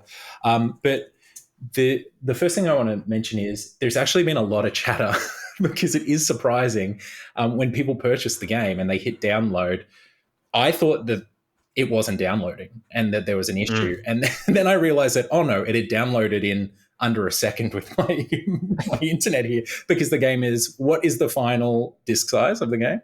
I think it's 33 megabytes. Right. Okay. And if I had known people like were going to be that impressed by that, I could have made it a little smaller. I think if there's a few assets in there that I've like failed to kind of pull out at the end that are taking up space. I probably could have got it down to like 25 megabytes. Wow. So I've actually read a couple of interviews where you've spoken about this, and it's, obviously rolling our own engine is the answer here, but it sounds like, and the reason why I bring it up now is because of those decisions that you were making along the way. Now, the interesting thing is, I imagine that download size wasn't a huge concern of yours. It's not like you were trying to get, I'm assuming, the game down to like under 50 meg or something, but like, and maybe that was a happy result. But what was the motivation for you to keep the game so sort of like, well, the technical side of it so tidy and so clean and so minimalist here? Obviously, you'd come from, development experiences that were large scale and had suffered a certain amount of, tech bloat or whatever it might have been. Mm-hmm. Was it just literally led by that, or was there some other, purpose here? There wasn't like a direct purpose more than just like a sense of craftsmanship, I think Yeah. I was having, because it was this was like my pure like retreat that I went to after work. Hmm. And I kind of, it was the project where I like did everything I wasn't able to do during my day job. And So you got to my write code as clean as you wanted, yes, essentially. Yeah. exactly. And there was no deadlines or time constraints. And Yeah. so I'm like, if there's like a better way to like pack this data, I want to do it. I was never picking the option that was like optimized for developer productivity. It was more like always for space and efficiency. And I wanted And enjoyment, I guess, enjoying yeah, the and it's process. just I was just taking more pride in what I was doing, and it just made it more fun for me to like kind of like always just try to do it that way. And I think, I don't know, it just becomes habitual. It's not like it takes that much more work, or maybe to, to program that way. It's Yeah. like I use a lot of like bit fields everywhere, so like a lot of variables only take up like 1 bit literally. And I have like a standardized way of doing that. And um, the the largest part of the game by far is the audio, Mm. and because it's actual like org vorbis audio files. They're still compressed, but they take up a lot of space. Yeah. The pixel art doesn't take up much space. I do know if I had used something like MIDI for audio, Yeah. it would have changed the character of the game a lot, and Yeah. that's why I didn't ultimately do it. But there was a period of time where I was like, I'll write a like kind of a MIDI player, and then the game probably would have been like 5 megabytes or something if I got that working. Wow. But no, But there is a certain. I understand what you're saying about the character of the game and MIDI, maybe doing a disservice to it, because there is something that the music that you've created for the game, it it's so it has a depth to it, the sound, that I mhm, don't think you would have achieved, like anyone could really achieve with MIDI. Maybe I can stand to be corrected, but like yeah, that depth also like just really beautifully complements the depth of the game, whether it's the incredibly layered and beautiful soft art that comes with the scan lines as well, that complements that, like the literal game and how it's layered with secrets and all of these, these wonderful mhm, little treasures that you can uncover as a developer. It's just, it really does its part. When we talk about, works of art as a sum of their parts, I can totally see how that fuller, deeper audio, or that fuller audio with depth to it, really complements the actual overall experience of what you're going for. oh, thank you. Yeah, I think the bar for the audio also like kind of was increasing as development went on. Like like the very early versions of the game, they looked like an NES game. Mm. In terms, they had a very limited color palette. There was no lighting effects, and in fact, I was making all the audio in Fama Tracker, Oh, which okay. lets you like literally generate byte code that can be played back on an NES hardware.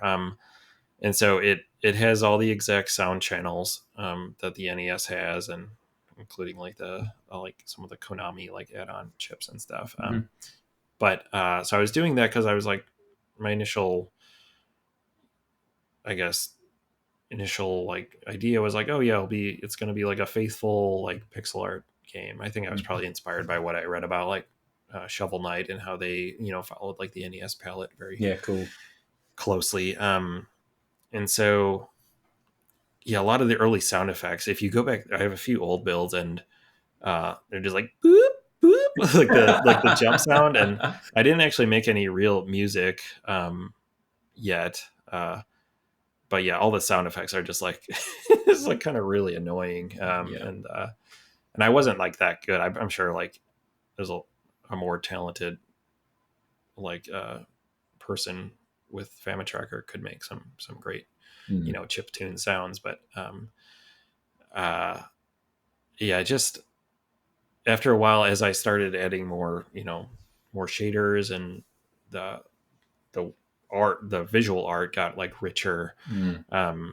I kind of like loosened up the constraint, and then I just started making sounds on other like synthesizers Yeah. that Okay. were more ambient and more complex. And I think it that also like kind of set the direction of the game as well. I just Mm. wanted something that uh, yeah, felt ambient, wasn't like distracting. I never wanted to make like a really structured soundtrack. Mm-hmm. I always wanted to make audio that was like conducive to puzzle solving and like that was more meditative. So a lot of times there's just no audio, just there's just like natural sounds, or no music, I should say. Um, and yeah, and then later on, I think in the last couple of years of development, I started paying more attention to like stereo mixing, and I really did. I was continually kind of like learning as I was going. So Do you have a musical background, or do you just kind of figure it out on the fly for the game? very little. Like I took some piano lessons when I was a kid Yeah. and kind of knew, the basic C scale, and like I had a few songs like memorized from when I was like in elementary school, um, but no, it's much more like kind of experimental. Yeah. And like during this time, I was trying to make a more deliberate effort to learn music theory and kind of learn software. Eventually started using Reaper to make audio. Before I was just using like Audacity and kind of like cutting up like some clips I found on like freesounds.org or whatever. Um, but yeah, then just started paying more attention to like the overall like mix of the different like sort of frequency ranges, and then I sort of added support in the engine to play sort of stereo panned sounds, so that's taken much more seriously. Like the sounds actually play from like the appropriate Yeah. positions on screen, and I think that gives you a lot more like headroom to like combine more sounds together. They don't like, it doesn't get as muddy when they have like stereo separation. Yeah. um, and then I did also write code to like take advantage of the sort of the built-in reverb effects that X Audio and the Switch and PS5 like sort of SDKs have built in. So there's like a sort of hardware reverb that is on all the sound effects in the game, which also like help kind of like tie everything together. Hell yeah. The other thing that I wanted to chat about from the it's great hearing about that journey, Billy. And I imagine it applies to so many other things, which brings me to my next question. When we started talking about the dogs, the Mm-hmm. immediate thought is from someone who's talking about memorizing how to draw Sonic to creating, the stunning animations for all of these different animals within the game. Talk to me about the process of animation, and had you, before you got to Animal Well, because obviously you've mentioned having like being attracted to sort of like the visual and aesthetic elements of a medium, and even starting your programming journey in a visual programming format like processing. Had Mm-hmm. you had your skill set and your interests and your hobbyist illustration sort of elevated and graduated from Sonic before you even, sort of touched Animal Well? Or was that something that, again, through the process of Animal Well, you're like, okay, well, I'm going to fucking animate some things. Let's learn how to Yeah, animate. it was. I never went that deep into it. Like I did like a decent amount of illustrations. I tried to draw like web comics when I was in college, and Mm-hmm. but never was that committed to it. And I took a few animation classes, but kind of just did kind of the bare minimum that was like required. And Yeah. I wouldn't say I was ever like a good animator. Mm-hmm. I was still like, I would never call myself an animator at Yeah. the But you time. had been at least fiddling around with it and tried to Fiddled dabble around with with it, different was like things. aware of, Yeah. how to do stop motion animation and like just the general broad Yeah. You had a principles of basic kind of how to work. proficiency when you got to Animal Well. Yeah, Yeah. yeah.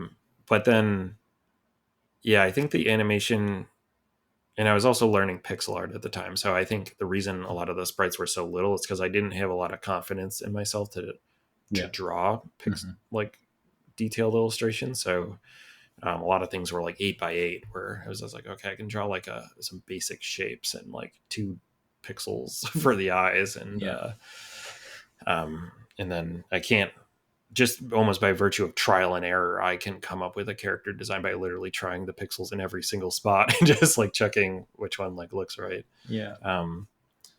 But then, yeah, I think when I started using Aseprite and I had a good way to sort of preview the animations, and have them play back for me as I was drawing them, and like very like with low effort, like add extra frames and kind of do onion skinning, and it has like a lot of just good quality of life features that lets you.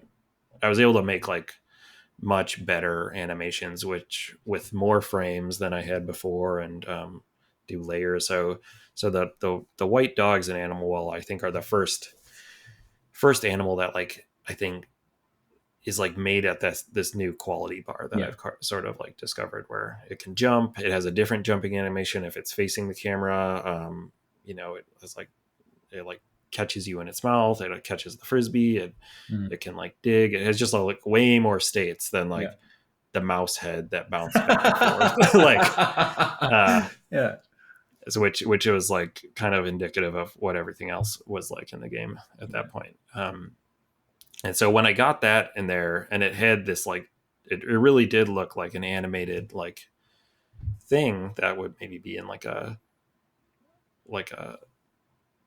like in a real game, or like a cartoon or something. I think that was like very inspiring. And for a while, but I think by the time I sent a build to Dan, that dog was like one of the only, I would say, well animated Yeah. Okay. animals in the game. But it kind of showed me like, okay, the whole game could be at this quality level, Yeah. where the animals are like, they have a lot of personality, and they have a lot of different states they can be in, and they're like unpredictable, and they can be used for puzzle solving, and they're much more like characters and not just these like clockwork like Yeah.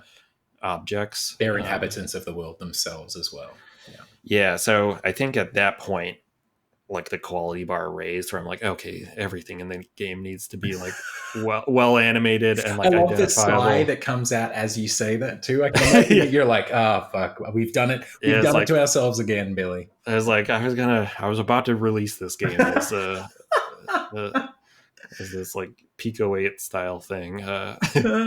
And these, so Um, you've mentioned a few tools here, and it's interesting from someone who is, quite stringent in regards to like how the game is technically, achieved and formatted and structured and everything. What was your process for like selecting these third party tools? Would you sort of be off down a rabbit hole for a week trying different animation tools, or did they kind of mm, organically come to you? I think they kind of organically came to me. So I learned Photoshop in like high school and Yeah. college, and was like very proficient with that, and like had all the hotkeys memorized. So I was using that in the start, just because like, it's Yeah. what I know is like, I am now trying to like kind of wean myself off the Adobe suite, because I'm just getting more and more fed up with like their subscription, and like Yeah. their just general business practices. Their apps on startup and all of that sort of stuff. Yeah, God, it's completely terrible. Uh, so I think Aseprite. I don't really remember how I Yeah. figured out about Aseprite. Maybe it was on sale on Steam or something. I really, Yeah. or maybe I just searched for like good pixel art programs, and it like came up. So yeah, And then organically and differently for each one. Yeah. yeah, and then Reaper. I probably just searched for. Oh, I think when I was at Level X, I was working with an audio designer. His name was Jeff Linville, and he's actually working on an indie game right Oh, now, cool. called Fretless. It's like a music RPG. Saw him at PAX most recently, but I saw he was using Reaper for his like audio work at Level X, and it kind of just stuck in my mind. I'm like, oh, that's what like a real audio person Yeah. uses, or I'm like, that's a piece of software I know, Yeah. um, and I don't. When I just went to like, I'm like, okay, I need a better like audio Mm. program it just like, that was the first one that came to mind, and I downloaded it, and it's pretty good. So Following this kind of thread of being a solo developer without any real necessary timelines, and the sort of, well, the rabbit holes that you can find yourself down. And interestingly as well, from the perspective of a game where it is like doing things well and implementing things right and finding interesting technical solutions and stuff like that is part of the enjoyment for you and why you're doing this thing in the first place. But then as you want to have a game that's enjoyable and creative, and at some point you release it and sell it and see some indie game the movie success yourself, right? Talk to me about the challenges of working this way, and that context switching from developing technology and making those technological discoveries, let's call it, but then trying to use that creatively and actually being the designer on one hand and the programmer on one hand, and being able to balance those two. I think early on it felt it was really just, I was just having fun. So when I would tell people about it, it seemed like almost self-indulgent, or it was like my goal, it sounded like my goal wasn't even to make a game. It was just to like just to play and work on my own stuff. So I chose to forego using like Unity or Unreal, which I had been using at my jobs, and developed a decent amount of like knowledge about. So for the first couple of years, I would show, I would be making things at level X in Unity like in a week that like looked better than Animal Well after like 2 years. To an outside perspective, right? To like show right, your friends, because it was like it's 3D and it's using their lighting system, and just like a basic prototype in there where it's like to an outsider, and you just like throw that Unity like post-processing stack on the camera, and you turn on the motion blur and the bloom, and you turn on the depth of field and the chromatic aberration, and then everything just like it always looks the same, but if you've never seen it before, complete, it looks kind of cool. And you just check all the boxes, and you get something. And so would you find yourself on Animal Well, especially in the later years, when you're sort of past that first technological hump and the game's sort of starting to take form, you're populating it with these inhabitants, and, things are becoming more matured in regards to quality and content. Would you find yourself sort of rabbit holing for a couple of weeks down designing screens or rooms or whatever you call them, and then and then a month making some sort of like fluid simulation or for a puzzle?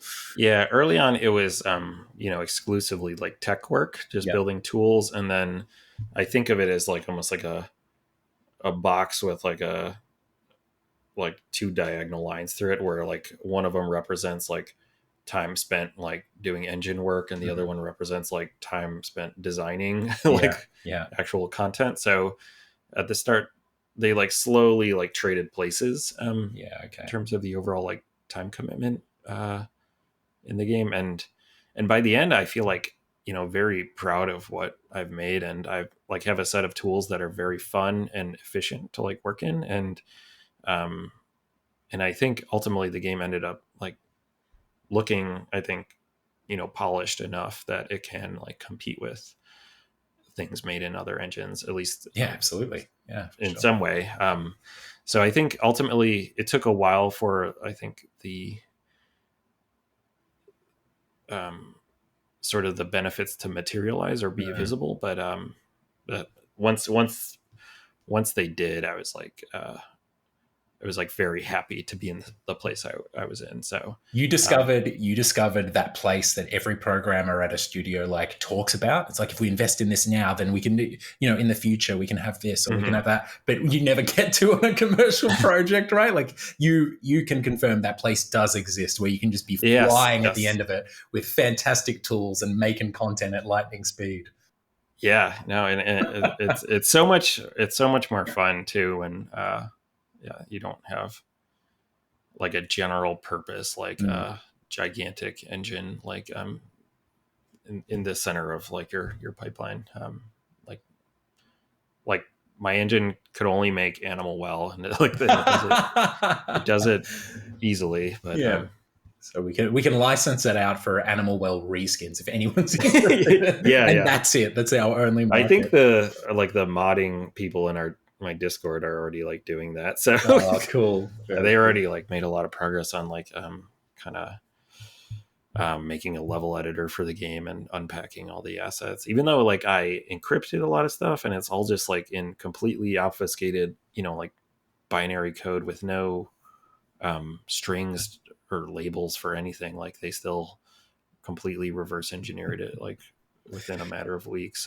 It's Yeah. incredible. It's like it's the infinite monkeys of infinite time, right? Like Yeah. they will unencrypt your game every single time. Yeah. Okay. So now I'm interested to talk about, like, we've spoken a lot about the technical process and, you learning and adopting new skills and everything. And the game is obviously a technical marvel. And, it's, quite incredible that you've done every aspect yourself as well. But I do want Thank to you. speak about the main thrust of like the game's design and sort of I think Hmm. it's a great idea to start with the through line of it. So maybe and it's very comical doing this at what we're almost at hour 2 of this episode, right? Yeah. But why don't you just start with giving us like the top level pitch? And I know that you hired Dan to do this, so I apologize for making Hmm. you do it. But give everyone the elevator pitch so anyone who's been listening on and just has a vague idea of the game, they at least have a solid understanding of what the game is in general. And then we'll dive into sort of like how you figured out that main sort of like through line through the game and eggs and this all of that Hmm. sort of stuff. And then I want to drill into sort of like individual sort of feature and room design and stuff. So, what is Animal Well, Billy? So Animal Well is a game where um, you you hatch from this flower in the beginning, and you find yourself playing as this like kind of indescript circle character. A blob. Maybe a blob, maybe a balloon, maybe a. A lot people call it all different I things. love it. It's, What's the it's weirdest one you've heard? Is it mine? Is it blob or? no, blob. I would say is the most common. Yeah, okay. Um, what did someone just said like sentient orb? It's been called. Uh, People have thought you're a seed. Oh, that's cool. That's a little bit deeper. Yeah. Yeah. All right. So you're a Uh, sentient or blob or seed, and yeah, and you kind of find yourself in this like lush subterranean garden like environment. And the game doesn't tell you anything about what you're supposed to do, and you're kind of just left to your own devices to explore this world like a newborn baby. Mhm. And while you're doing that, there's like a lot of like sort of hidden passages and secrets to find along the way, and there's different creatures in this world, and you don't really know if they're friendly or hostile. So you kind of have to be observant and take everything like at face value. And yeah, it's just kind of up to you to figure out where you are, and what you're supposed to be doing. Awesome. And I think if you were to cast it in a genre, would you call it a 2D Metroidvania? I think that's the closest I genre. know it's Yeah. quite reductive, but yeah, it does seem the closest, doesn't it? Yeah, I think I played a lot of Metroidvanias. I mean, that's probably one of my favorite genres that I kind of became aware of at some point later on in my like game journey, that I'm like, oh, I like these games. I like Metroid, and I like uh, Zelda, and a lot of sort of games that have backtracking and unlocking abilities. And um, I also, after kind of seeing Indie Game the movie or whatever, I also like really fell in love with Fez and Mm-hmm. sort of the way it hid secrets in the background and had that whole like post game where you were kind of rediscovering things in Mm-hmm. the map that you already had done like all the basic puzzle platforming through. So I love that idea of like hiding things in plain sight, and it's until you have like the knowledge necessary to understand them that you can go back and like recontextualize everything. Mm. I remember um, getting into the game and like I was like 2 or 3 days into playing it and I was like, oh fuck, I feel like this game is way bigger than like because we have this interview coming up. And so I'm like, I mhm. want to, as I do with all the games, get through it. But Animal World really grabbed me. And I'm like, okay, I've got to go onto the internet and find out how sort of big this game is, or like, Mhm. am I going to, because I've got to, when do I pivot to doing the research portion of preparing for the episode, and when do I continue playing? Uh, and I was like, very carefully, spoiler free animal well, how long to finish? Like I'm like Okay, yeah. trudging like very carefully, because I knew that like any wrong glance at even like the title of a web page could maybe Mhm. spoil things for me. But luckily, the Reddit community is like had my back, and there was amazing like spoiler free guides and stuff to like just help Okay. me figure out more about what the game was, and get a better picture of like its entirety or its ambition. And then I heard the first thing that I read was like the game kind of starts or really opens up after the credits, and I was like, oh, okay, fuck. All right. Yeah. I was like, all right, cool. Now I know the type of game that I'm interested in. I sort of just like removed myself from the internet and like started the research portion of the game. Okay. So Yeah, it depends. There's like better and worse places to look for hints. Like I think Reddit and even the Discord are very, very disciplined and respectful of using spoiler tags and like giving good hints. yeah, they understand that's where the value of the game lies, right? Is in the But discovery. don't don't look in the Steam community hub. Don't go on Twitter. Don't go on YouTube, because YouTube, everyone is trying to like put the most shocking thing in their Yeah, thumbnail. of course. Yeah. And then same with the Steam like community hub. They all just love posting screenshots of like the latest game, like credits or stuff. Like I don't know why. It's so just like the most common thing, I think. so there's the interesting thing is that, like, as you mentioned, the game doesn't tell you anything about what you're doing, right? So talk to me a little bit before we dive deeper into the actual, like I say, design of features or rooms or whatever. But tell me a little bit about how, like, the concept for the game's like sort of through line or arc or story or premise. Like, was it really just like, I'm going to have a well full of animals and its house on the rock, and that was kind of it? Like, Mhm. where did these major sort of themes come through, and when did you feel like you had a grasp of what the game was in its entirety as an arc that you were sort of making? Yeah, it's hard to describe because I was working alone and not really talking about it with anyone. I ended up making kind of like an unpitchable game that didn't really have Yeah, it's there's hard like to no describe. I'm like literally having difficulty even talking about like yeah. what that might be, or if there even is one. Yeah, it's like there's there's not like a clear hook. You can't say it's like Rocket League or like soccer with cars or whatever. It's not like Yeah, X with or it's not this is the familiar thing story plus or something twist. like that, right? Right. Yeah. Yeah. Um so so yeah, and I was just kind of like taking a lot of game ideas I liked from other things, and just really wanted to create.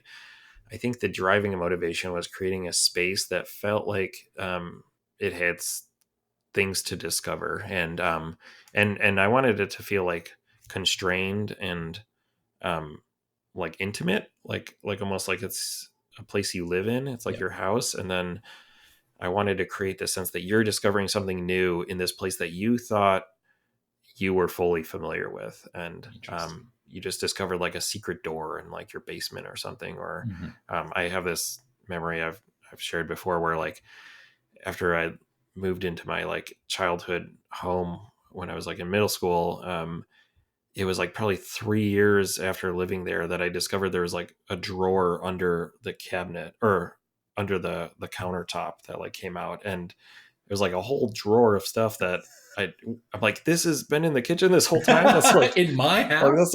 that's amazing. Yeah. Yeah. Um, and so yeah, I wanted to make like a whole world that was just like filled with like those little moments where it kind of just like pulls the rug out from under you, and like makes it just surprises you, and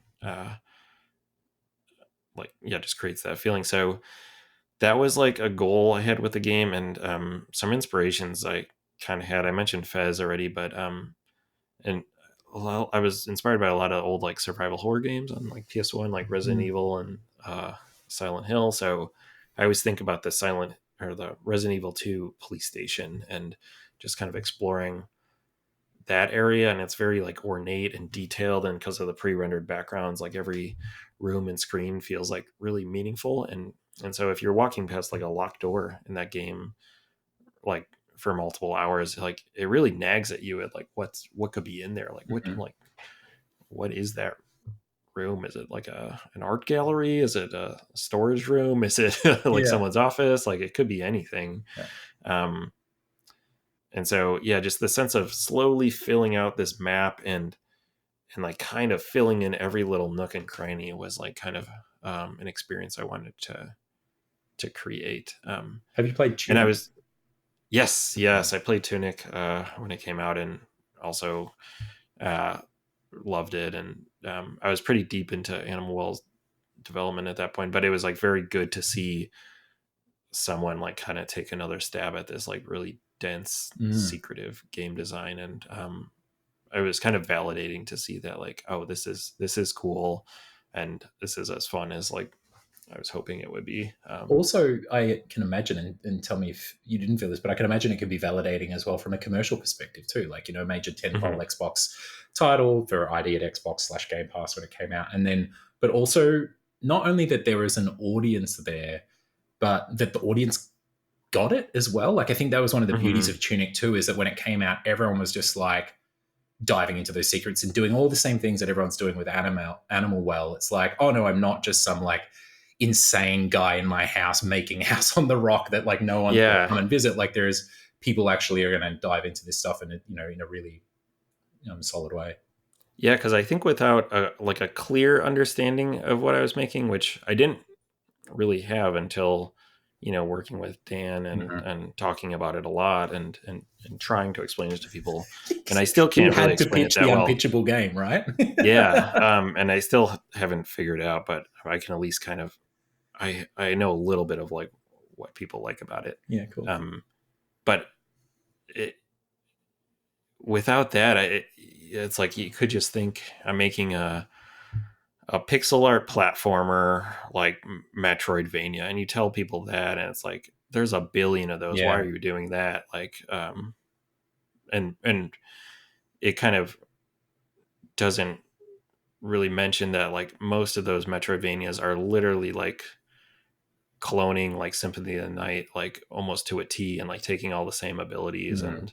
and they're like way more derivative, and like maybe that's why like the genre feels like really oversaturated and Mhm. people are kind of burnt out on them. And same with like maybe just platformers. Like there's so many.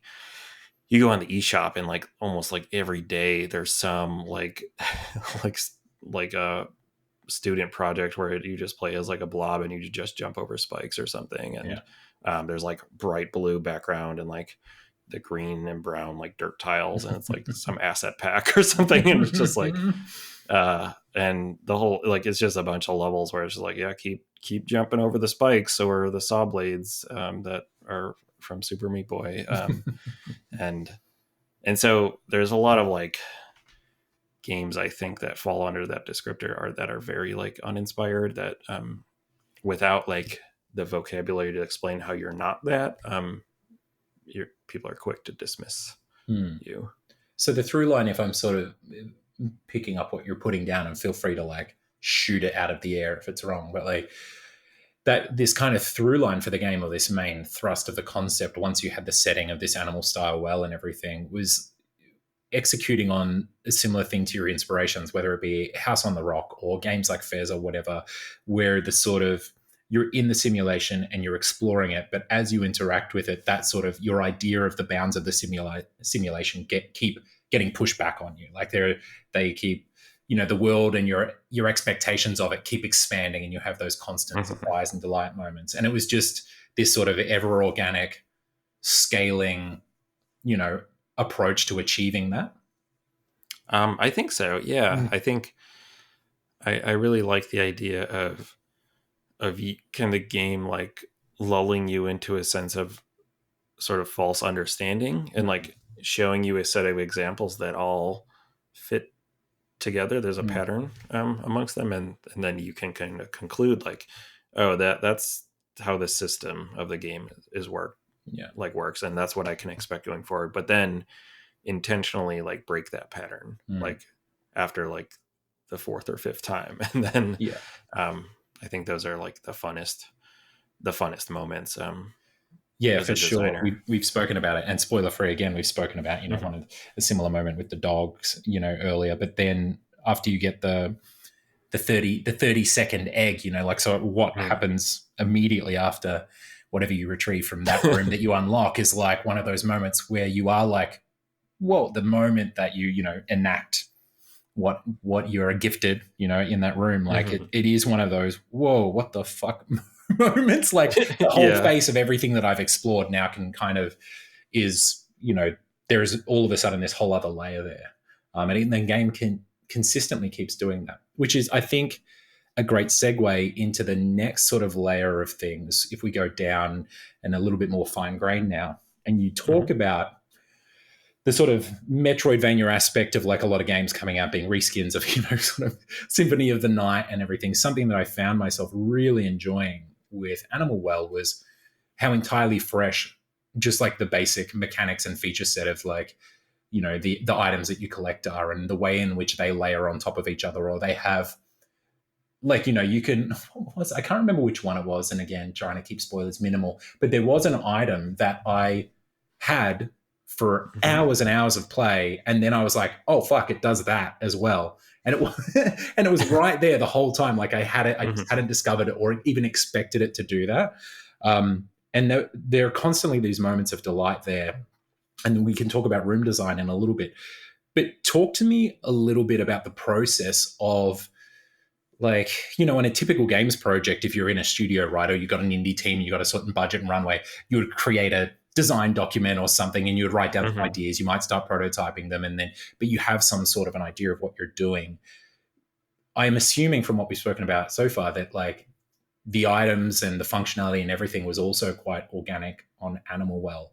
Talk to me a little bit about your hopes and your goals there, and the process of like creating the items within the game and the functionality of the player verb set almost. Yeah, it was very organic, and the number of items like kind of kept sort of increasing as the years went on. Or I like at first I was like, oh, there'll be 4 items, and then it's like, okay, well, maybe now that I've come up with a fifth one, that's not that doesn't seem like a round number. Maybe there should be 8. And then I'm like, but then that doesn't. I'm like, then I look at like the inventory screen of like even NES Zelda, and I'm like, oh, it has more items. Like people will compare it to that, and I'm like, I need to add more secret items. And uh, but then um, I think it's not exactly like a fair comparison. Just some other games that have a lot of items, because yeah, the items do all have like multiple Mm, uses. So each one is like kind of a very important thing to collect and find in the game. yeah. It's almost like getting like 3 or 4 items at once, and if you're comparing it to like other games.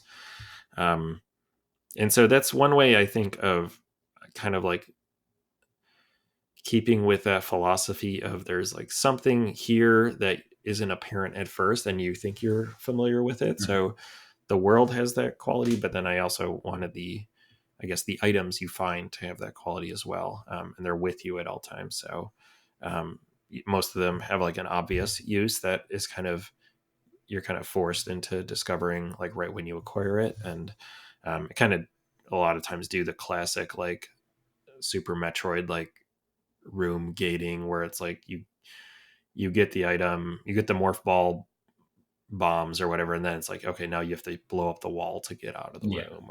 yeah. Or so the game like ensures that you understand like how The it works. core So functionality.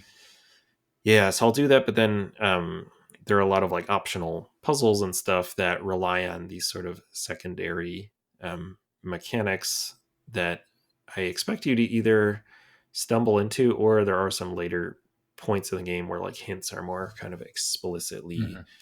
given to you just through the sort of environment or the way maybe some of the animals are interacting with things. And um, so I think it was also important just to keep the control scheme of the game like as minimal as possible. Mhm. I tried to use as like few buttons as I could get away with, and didn't really want it to ever be something that couldn't be played on like a Super Nintendo controller. Mhm. And one reason for that was I wanted there to be a high likelihood that you would encounter a mechanic almost through trial and error or on accident, because there's like only so many ways you can like kind of press buttons in combination with each other. And I also like just want to put you in situations where there's a chance where you might stumble into one of these like abilities on accident as well. So yeah, part of it is that the level design oftentimes like increases the chance that that will happen, but and then hopefully when it does, you feel like very smart or kind of surprised that you just did this thing, and the game never explicitly told it to you. Maybe it kind of like it was behind the scenes, maybe like guiding your back a little bit towards towards it, but you weren't aware of that. Yeah. So that's like the approach I try to take with all the sort of goal setting in the game. Is I never want the game to ever explicitly tell you what to do, but I want to kind of entice you into wanting to do something yourself. I think that's like how I feel in real life, is like I kind of just don't like being told what to do in like a very broad sense. In a lot of like RPGs or open world games, like when I see a character with like the exclamation point above their head, like they're about to give you a side quest, like that instills like no joy inside me. It almost feels like someone's like, hey, I have a favor to ask. And it's like if they were to do that in real life, you wouldn't be like, oh yeah, let's see what you got for me. It's like someone's like soliciting you on the street or something, and you're like, no, I don't have time for you. But then it's like, well, okay, what do you need? And that's like how I think a lot of objectives and like quests and games feel to me. It's like this chore list that I need to check off. And I think it kind of really can take you out of the experience. But maybe that's just my personality type. But at the very least, there's probably people like me that would appreciate. Yeah, clearly there's a bunch of them, considering the success that the game has seen. But I found myself, there's a beautiful loop in Animal Well where it's almost similar to like the other games that I kind of find it in as well are like a Dark Souls or something like that, where you're playing the game and then at a certain point you're like, fuck, I don't know where to go or what to do. I think I've done everything. And then you spend this moment where, in Dark Souls, you're sort of looking at the map and you're moving around. And it's the same thing in Animal Well, where you're like, I'm looking at the map and I'm seeing it, trying to find like little breaks in the wall where there might be an entrance or whatever. And I'm even in the settings turning scan lines on and off to like get finer grain like visuals so I can really spot them. Found that sort of hack halfway through the game. And then like going to those rooms, or just, I think one of the biggest points when I got stuck the most, I actually was just like, I'm just going to go right back to the start, to the flower, and I'm just going to walk through every screen until something happens. And then of course I'd like stumbled upon some like thing. I hadn't put the medallion into something or whatever. But it's a game that really rewards that. And as much as some of the puzzles, interestingly as well, Billy, they feel very clever and they make you feel very clever as a player, but they never really feel like impossible. And I think it's because when they do feel impossible, you've already consistently shown the player by that point in time that that there may be something coming in the future or some other type of functionality that they're not aware of already in their bag of tricks. That you feel it never feels unfair in a sense. It can be like, you can be kind of like frustratingly lost for a moment or whatever, but it never feels hopeless. That's good to hear, because that is, I feel like, a pretty tricky thing to get right, and it's something I'm never sure if I'm like succeeding or not, because like I think that's a general like pain point with like Metroidvania item gating. Sometimes it's not clear, like, is this a puzzle that I'm just like not good enough to solve right now, or am I missing like a key item? And that situation is often ambiguous. So it's like, usually you try for a little while, and if you can't figure out, there's always like the question in the back of your head is like, do I just need to come back later? And after a while you kind of give up, and it's like maybe unsatisfying. But then maybe you did have everything you need, but then you come back later and you're like, I didn't try that hard initially. And it's like very kind of subtle getting that right, or like kind of minimizing that frustration. So I don't even know if I have like a design trick for it, or a method, it's like or an something. intuitive thing.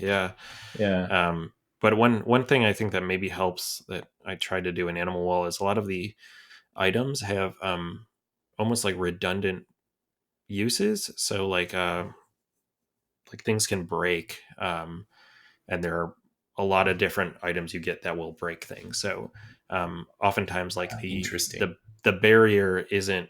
There's not just one key. There are multiple keys that will like unlock this door, like in a sort of metaphorical sense.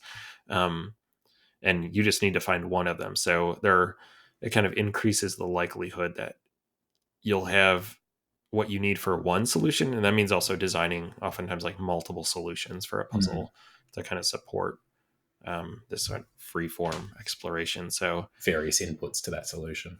yeah, so some of the puzzles like aren't as like crisp oftentimes, or some of the alternate solutions like aren't as crisp, but there also is another like different kind of joy in feeling like you're kind of like sequence breaking the game, or Mm. you're being clever and you're kind of like beating the game like at its own rules or something. It has beautiful moments when you play where you're like, you come back to a screen for the 20th time because you're traversing past it, and you realize then at some other point of the map that you've been doing something the hard way for the last 20 times that you've passed that Mhm. screen, Yeah. or the slow way or whatever, and you're like, it's really quite liberating when you have those moments. You're like, oh, I thought I was so smart for getting that right, but I was actually really dumb. I did it the hardest Yeah. way possible. Yeah. And as a designer, I wouldn't really know that, but it wasn't until we did playtests where it's like I would see people kind of solve a puzzle in a way I did not design for, but they were like having a lot of fun doing it. It was Yeah, like very like time consuming and hard, but they were like extremely motivated to like get it. kind of almost do this like glitchy messed up way of doing it. But and then they were like so proud of themselves when they finally pull it off. And I'm like, I can't take that out of the game. Maybe I'll try to like I'll tweak things to make it feel a little more Yeah, move the intentional ledge a now. couple inches to the left or something. Yeah. It's actually something that I was thinking as I was playing the game. So I really want to ask you about it. It's something that I found myself constantly asking is like there's so many different ways with all of the multiple interlocking and overlaying functionalities and features that arise from the various items that you have, and just the environment and the ways that they interact and create emergent possibilities with the player character. How I was like, how the fuck is Billy ensuring that people aren't just like cheesing this game? Like on every screen, it feels like there might be, a dozen solutions for it potentially, or at least half a dozen or something. Hmm. What was the process for you to ensuring that that block was, 5 pixels to the right, like, but so that they couldn't use the frisbee to XYZ or whatever? Like, Hmm. how did you find that balance between a suite of options and people not just like cheesing their way through the game, or was that even a concern to you? Um, yeah, so I think it was I was okay with like a little bit of cheesing, but it was just a lot of playtesting, really just seeing what people could do and then kind of also developing new sort of obstacles in the world to like so there's like soft gates in a sense where it's like the casual player won't be able to get past this, but I know if you're like a speed runner or something, you'll be able to get around this. Yeah. And then there are like hard gates, I guess, in the game that it's like literally impassable unless you solve the puzzle in a way. So um, I was always kind of keeping almost like two players in mind when Mhm. designing any given room, um, and yeah, it's just I have to just ask myself like, is it okay to skip this? And then Yeah. sometimes it's like, yeah, they can skip this one. It's Yeah. not like they're The not going game, to the learn structure anything. doesn't collapse in on itself if they get past this room. Yeah. Yeah, yeah, and um, it's just another thing you have to kind of evaluate your Mm. screens on. So I And have I have one more question on the items, and then I want to move on to sort of like the rooms and sure. like the actual design of specific rooms and puzzles. I'm just interested to hear, and maybe this is the closest that we'll get to some sort of like spoilers, but like, and we don't need to get into too deep in it, but do you have a favorite item or one that you consider to be like the sort of greatest example of what you were setting out to achieve in regards to like that core functionality and the optional and layered behavior or anything? Is there the one that you sort of think of in the game that you're like, fuck, I really nailed that one? Very proud I of how that think turned out. I think the very first item I put in the game was the frisbee. Okay. and the, in a way, the longer the items were in the game, the more like game potential they ended up having. More Yeah. like the more I thought about them, the more I like played with them. So that was in the game for like, yeah, almost 7 years. It was the very first like item I came up with, and early on I also had the sort of the secret spoiler ability, to Mhm. like ride on it. I don't know why.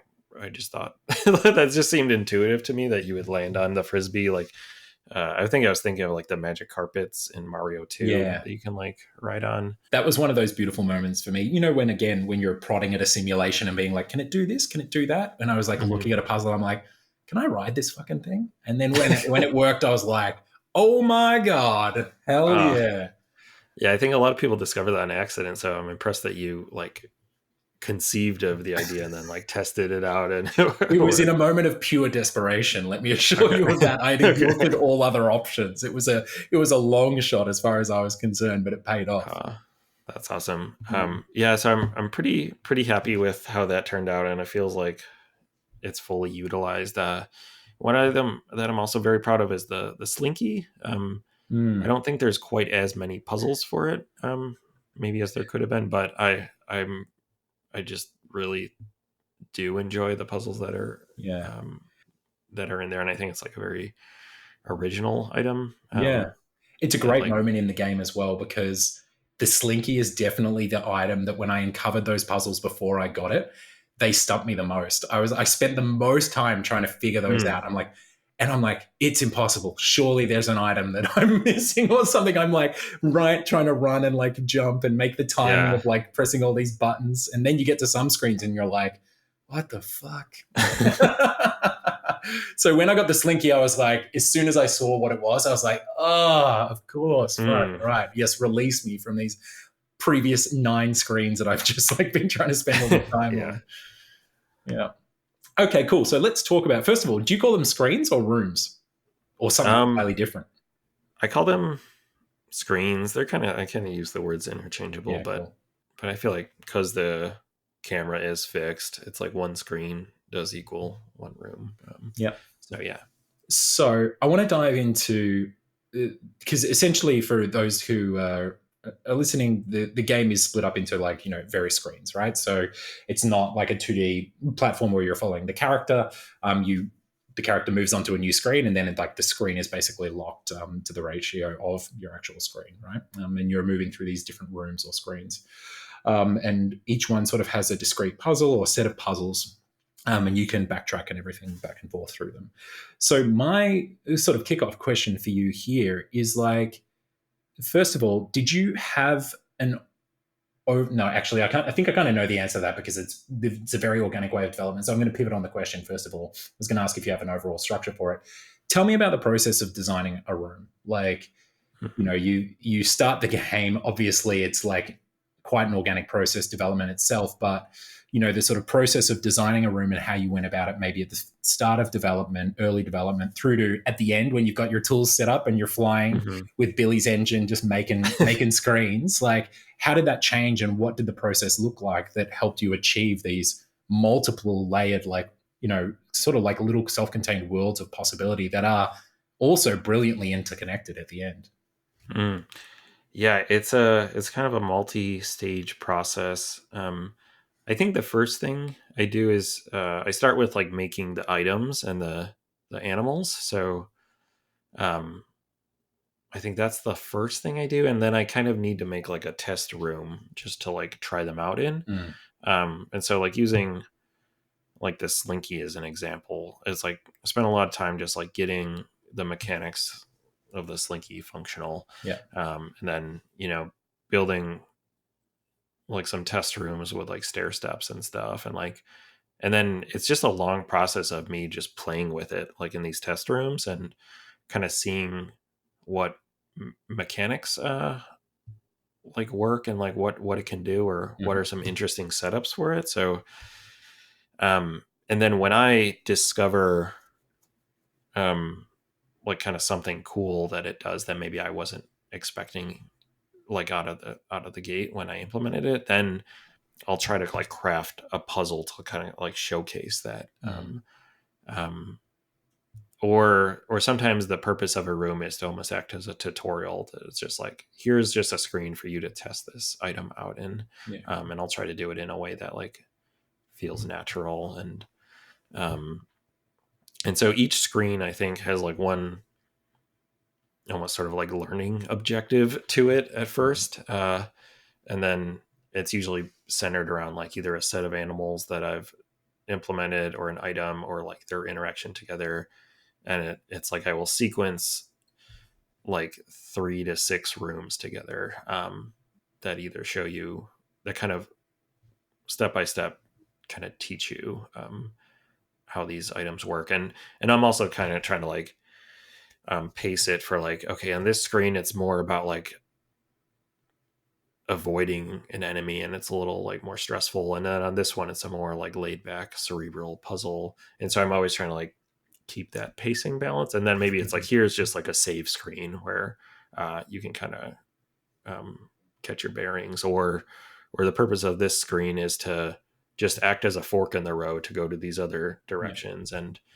Um and so when I'm like designing an area from the very beginning, I'm like kind of assigning these like roles to each one and Mm. then trying to like fit that in the space that I maybe have available at the time.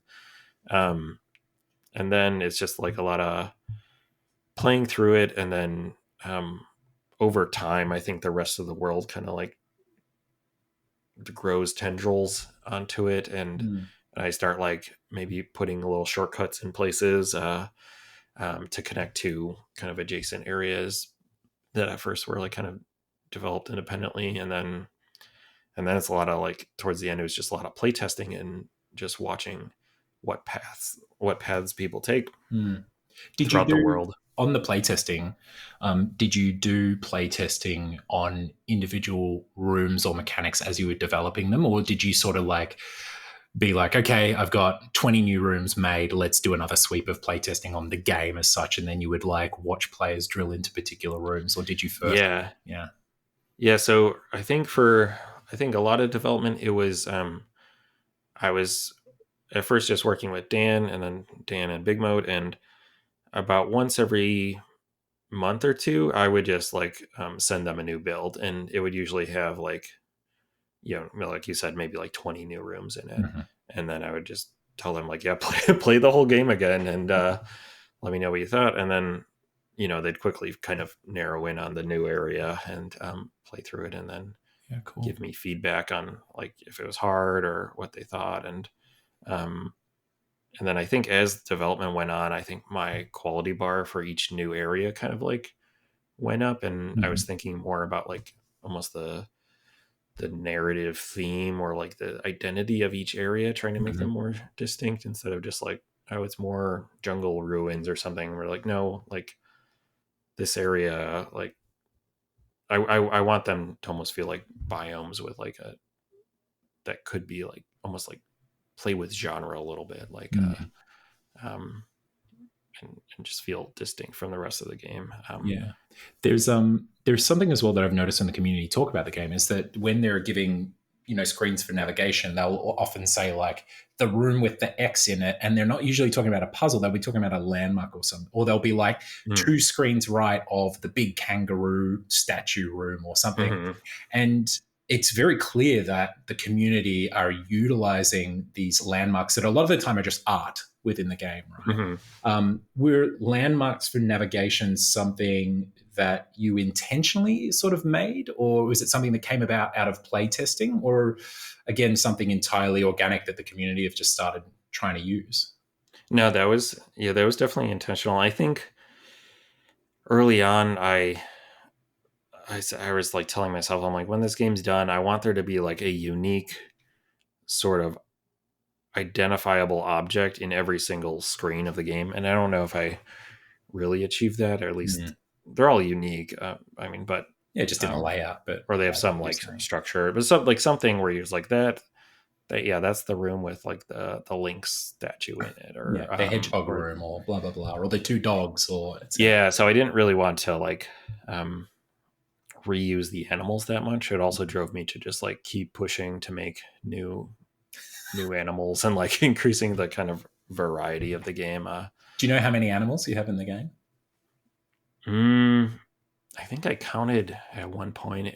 It might be like 60 or something, 60, 70. I don't know. It truly is the animal well.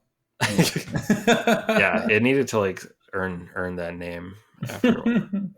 Okay, You so can't call then it animal well when there's like 5 animals. no, it's just a well that has five animals in it at that point. Yeah, All yeah, right, the so then 5 animal well. the five animal well. That's like it sounds like a grunge band That's name or actually something. sounds cooler. Yeah, it's a Yeah, I want punk to play project. that more. It's like, oh, what are the 5? They must be important.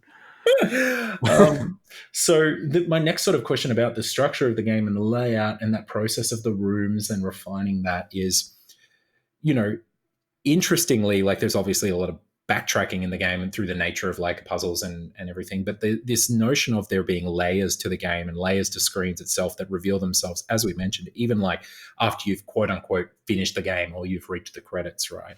Mm-hmm. What about yourself in the development process? Like, what kind of backtracking were you doing? You just mentioned that, like you make the dog and then you're like, oh, fuck, like everything kind of needs to be this quality now. Or even later on, you're putting late game or late stage development items and functionality or creating these areas where the quality bar is just getting higher and higher. Mm-hmm. What were the kinds of things that you did need to sweep back through earlier parts of the game and be like, oh shit, did you find yourself rejigging entire areas or doing full art passes again? Or, like taking an item almost, back to basics or something like that, or, reinventing it? Yeah, I think the items didn't go through. Um, they were more like developed additively. Yeah. Like I kind of came up with their mechanics, and then, but the map itself went through a lot of iterations, and there are multiple areas that were just like completely redone Yeah. later in development. Yeah, like the dog area for a while had like way more like dark caves that early on, like the lantern was Mm-hmm. an item I added, and the game was much more like centered around like, yeah, you're using this lantern to like illuminate dark areas, and but before that, before you get it, there's just a lot of frustrating dark areas, Yeah. Okay. and so there was like a big section that was designed around that multiple people that like playtest the game were like, this part's really like kind of annoying, and so that all got like kind of totally replaced or minimized down to like 2 screens or something, Mm. and then yeah, just there there's a couple early areas that I designed early on that I think in the last like 6 months of development I just went through and like almost deleted them and just like, I can do a better job now, like knowing all the information I have about the game and every, like my toolbox is so much bigger now. It's like, Mm. let me really think about what's the best way to sort of teach these sequence of things that this area was teaching, Yeah. and also like how can I, just from a visual point of view, like sort of tie these screens together to look like some um like unified structure. Like the hedgehog area before, that was kind of like a lot of almost like disconnected Mm-hmm. screens that I had designed independently and then just like kind of put next to each other and made little passages connecting them. And then when I went back and kind of redid that area, I sort of conceived that like, oh, it's this tall, like multi-layered tower that's in this big open cavity, and going from screen to screen is a process of like climbing this tower, and the hedgehogs are just like climbing around on it, and I think that gave you more of a sense of like maybe like a subconscious goal that you want to get to the top, and then you can like orient yourself more because you can Mm-hmm. kind of see a little bit of what was on the previous screen like connecting to your current screen. And um just later on I tried to get better about going back to areas and like doing that. Or there's this in the later on in like the sort of jungle area, there's like this big cloud of miasma that's kind of in the Yeah. sky, and that got added later, and it's connecting like a series of like 5 screens together, Mm. and as you're moving so from screen to screen always off to like the side, you can see kind of the edge of this big mass of the miasma cloud. Hmm. And so I think you have a better, my intention was to make it easier to kind of like orient yourself, because unlike a 3D game where you can kind of like see landmarks off in the distance, this where Mm. the camera's like, you're always like, you have the same zoom level and like Yeah. point of view. You still need to be able to like, in a way, like fake that like peripheral vision, Mm. or by connecting like the borders of the screen in like a identifiable way. I actually have a question. This is just a selfish question for me because I was like, am I going fucking crazy? Or do you at different points in the game add miasma to areas that where it wasn't before? Yeah, Yes. okay. Because I Yeah. was like, did I miss that last time, or am I going crazy, or is this like stuff No, appearing in the game? Yeah. no, you're not crazy. Okay, good. Good. Well, I may be, but at least not in that in that sense. The other thing that we haven't spoken about yet, although we've sort of circled around it a little bit when we talk about your inspirations and the tone of the game and everything, is that there's like, even from the main menu, there's almost like a survival horror kind of feeling or vibe to the game, which is a weird thing to say for like a Hmm. which is, again, if we're being reductive about the genre or whatever, like it is a 2D Metroidvania, right? Like, was that sort of horror tone or a kind of horror or survival horror influence, especially here? The thing that made me think about it was you talking about the areas being even darker than they possibly were, or walking through Mm-hmm. with a lantern and stuff like that. Yeah, I think that was just always in mind, that I kind of wanted to just I intentionally was trying to take inspiration from survival horror games, and Mm-hmm. almost like take those moments and scenarios out of them and put them in, like pair them with like an unexpected aesthetic that wasn't just like zombies and like monsters. Yeah. But because I remember just like I have a lot of good memories of Mr. X like chasing you in the police station, and Resident Oh Evil yeah. 2, or yeah, there's just really, when anything chases you, that's just like extremely traumatizing and memorable. So Yeah. or I always liked when like some of the old Mario games, they would have like these kind of like scary moments that were like unexpected, like Phanto in Mario 2, or Mm-hmm. like the sun in Mario 3 that's like has this like really mean face and is like swooping down and like just staying on screen the whole level. It's like, it was very stressful. Mm. Um, so some of my just most formative memories were like scary things in games. So I wanted to like put that in there. But also make it not signal that it was a scary game. Because I think that kind of like, I think too often genre and like aesthetics are like conflated together. And Yeah. like if you're playing a Metroidvania, it needs to have like either as like a fantasy or a sci-fi aesthetic, and like the worlds kind of always look the same in Mm-hmm. that way. And um, I think just like a lot of people, especially people like newer to games, are more maybe drawn in by the art, and they don't even Mm. know like they might not be familiar with a particular genre. So um, like if you're looking for something like cute, uh, you're going to end up just playing a lot of like cozy farming sims, whether you like it or not, because those are Yes. like you just like are drawn into like the appealing characters. Mm. Um and then, but you might not experience like the fun exploration gameplay that comes with like a good Metroidvania game, because like you find like the grim dark like fantasy aesthetic kind of, I don't know, not for you. Yeah. So I think it like puts up these like kind of artificial boundaries. So I wanted to just like take gameplay from other genres and put it in like a fresh wrapper, I guess, and Beautiful. mix it all together. All right. Well, hey, the last thing that I want to chat about with you is sort of coming into launch and closing out the game and that sort of path.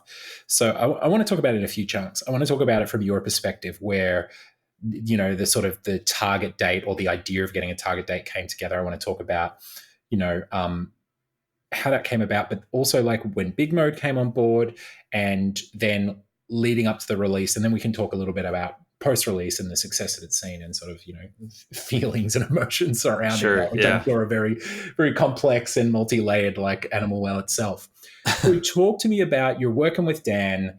When Mhm. did you first, the both of you, start? Like, I imagine almost immediately, but like, when did those conversations begin to start to take place around, like, okay, what's the target for this, this game's release? What do we feel we have left? Like, did you give yourselves like just like a few years of playing time? Did you have the funds for that? Did you need to go out and was Dan out chasing funds for you to continue Mhm. developing the game? Talk me through those sort of first, few months of working with Dan, and sort of what those initial goals were for the commercial or business aspirations of, the game.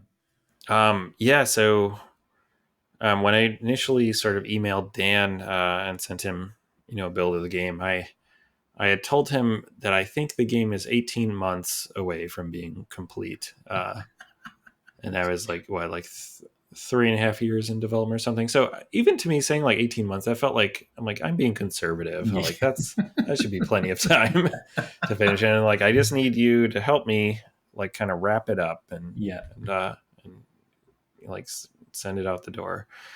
Um, and so that was like when we first started working together, it was clear like there's still some development work to be done.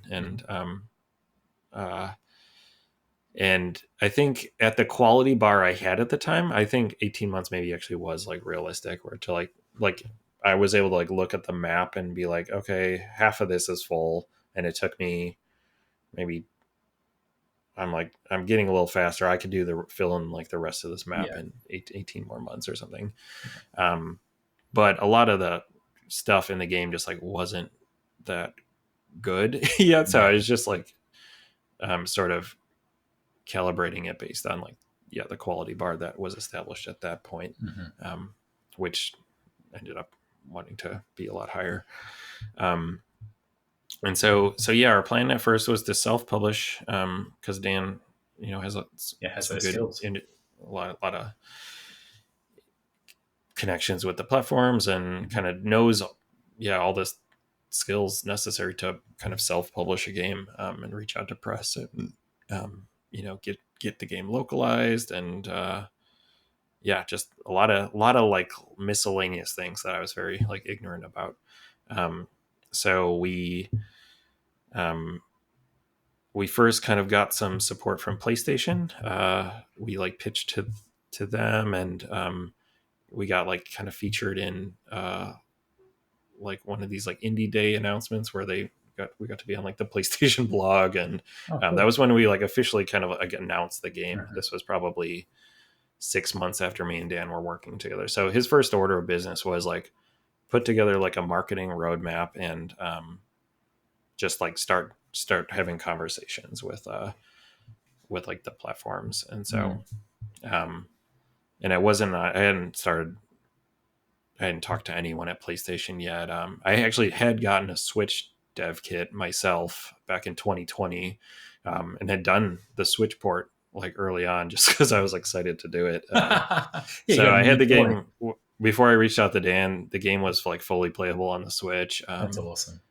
Um, and so, but then we're like, oh, we should do PlayStation as well.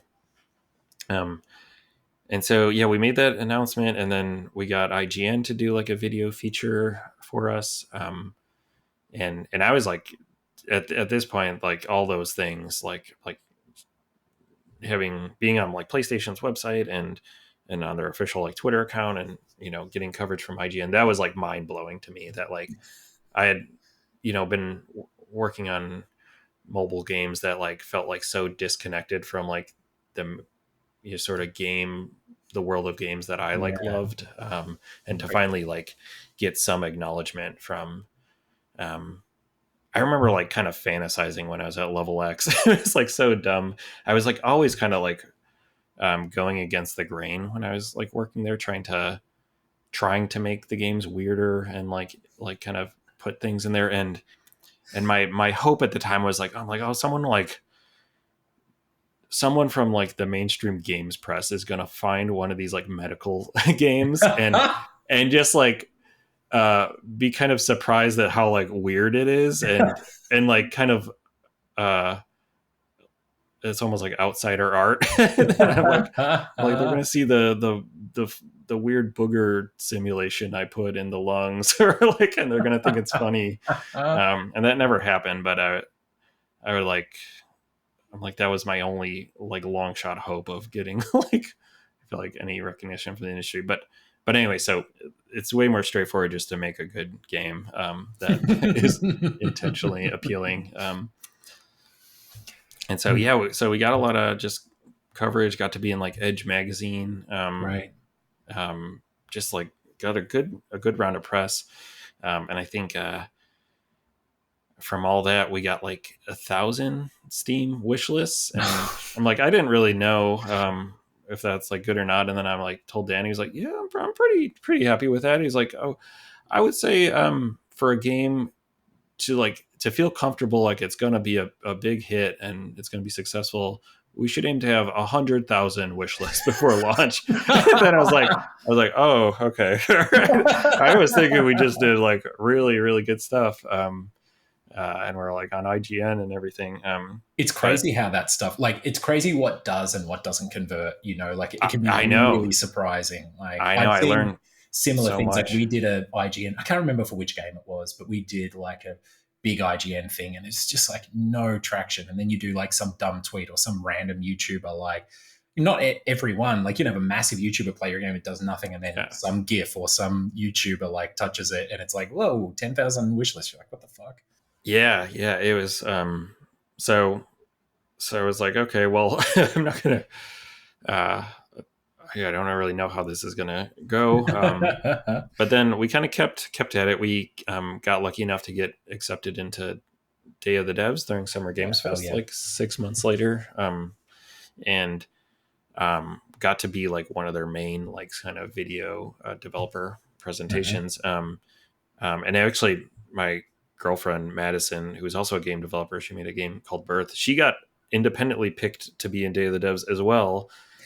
So we both got and to then you did it again at Bit Summit as well, right? You were both there showing your own games too. Yeah. So it was that was like super cool. We both got to like go to Los Angeles, and we both had to like rent a video camera and shoot our little segments. And then when we got there, they're like, like we're dating, and they're like, no, what? Very cool. Yeah, that was we were like 2 of the 8 games or something that were there. So then, so that one, because it was like sort of tacked on to the end of Summer Games Fest, Day of the Devs was, it had like, I think like millions of people watching, like that were kind of hanging around after that live stream. And at that point we had a little bit better understanding of how to maybe market the game, where we didn't want to keep just showing new areas because the game is supposed to be like really secretive. So me and Dan came up with the idea of like designing an ARG puzzle to kind of communicate that, this is a game where there's sort of more than meets the eye. There are things kind of beneath the surface, and if you look closely, there's like a riddle maybe or something to discover. So we came up with like an ARG to kind of hide in the background of the little developer preview video I recorded. Actually, one of the things was this like picture of oh shit, it's just dropped down behind the desk. Yeah.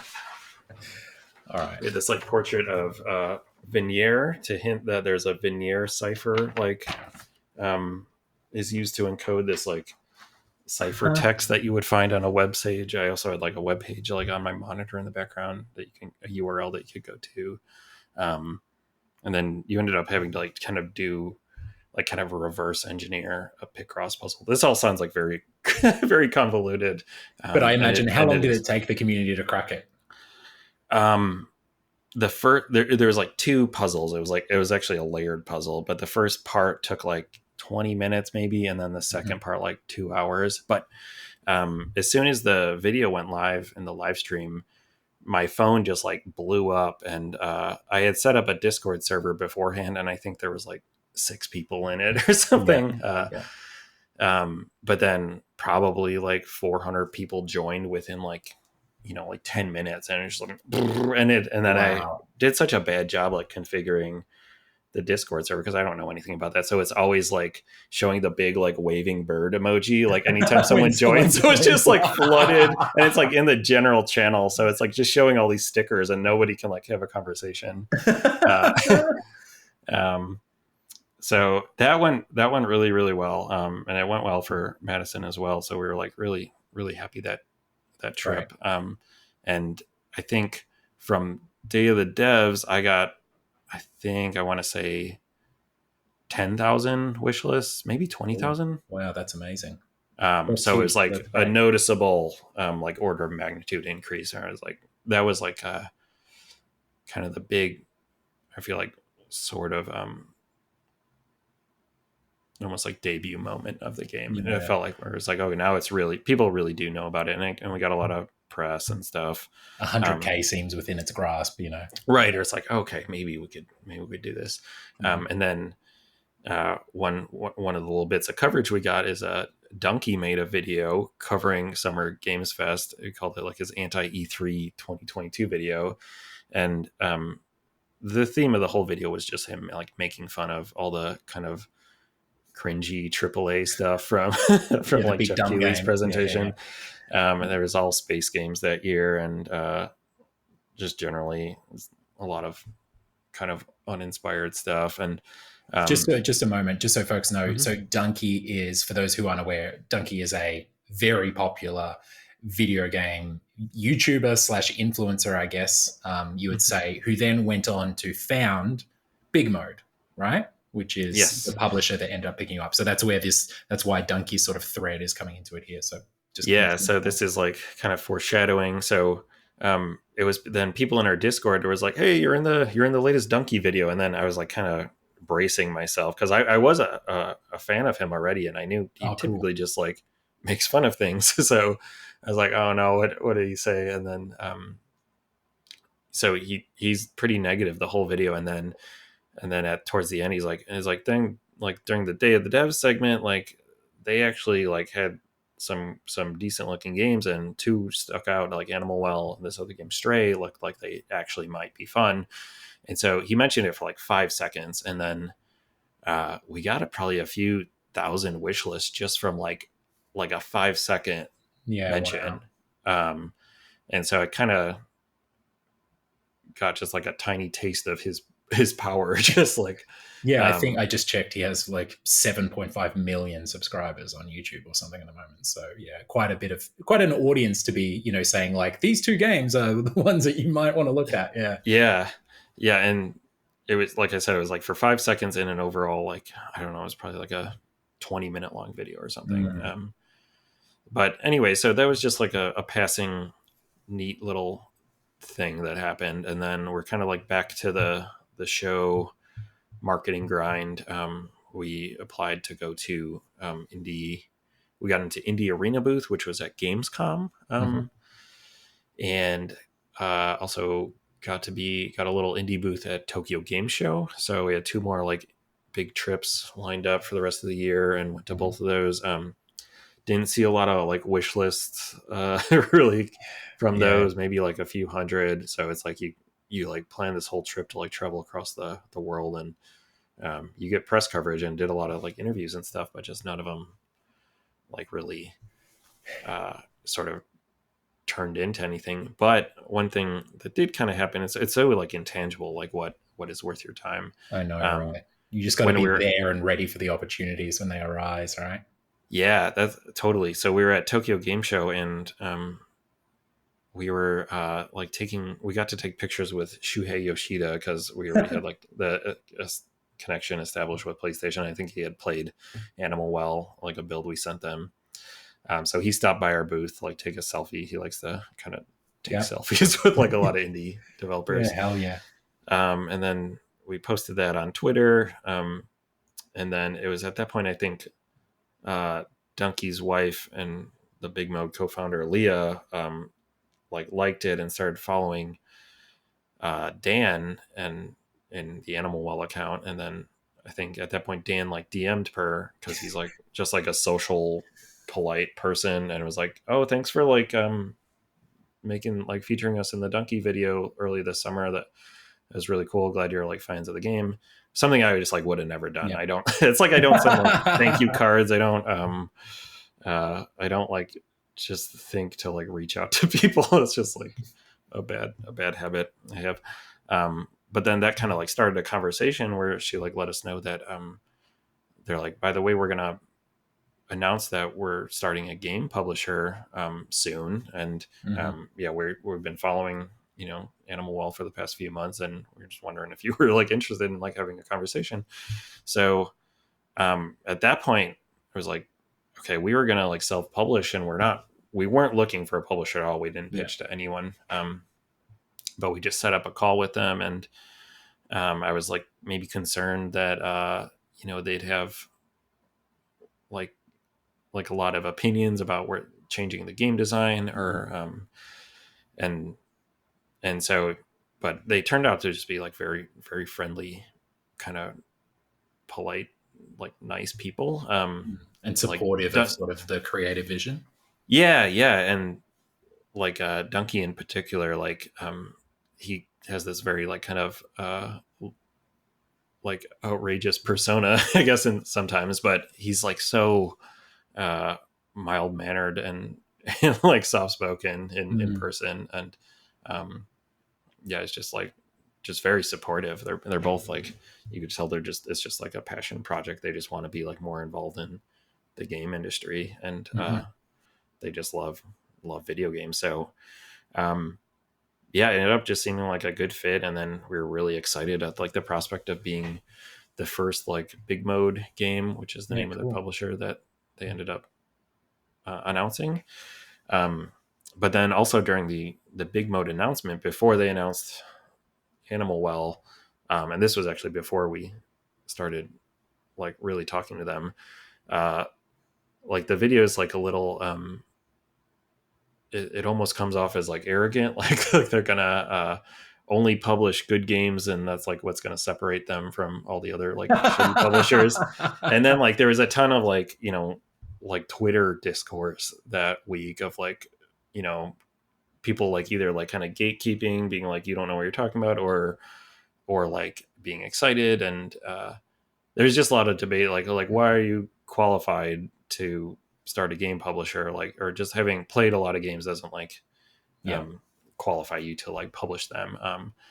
So I think there was also a lot of drama and anticipation, I guess, around like what they were going to announce. So like it's like because they didn't have any games to show at that point, so we were kind of like watching that like while we're talking to them. I was like, oh, this Animal could be the thing that everyone like focuses their gaze upon to like validate or like confirm or deny their like assumptions.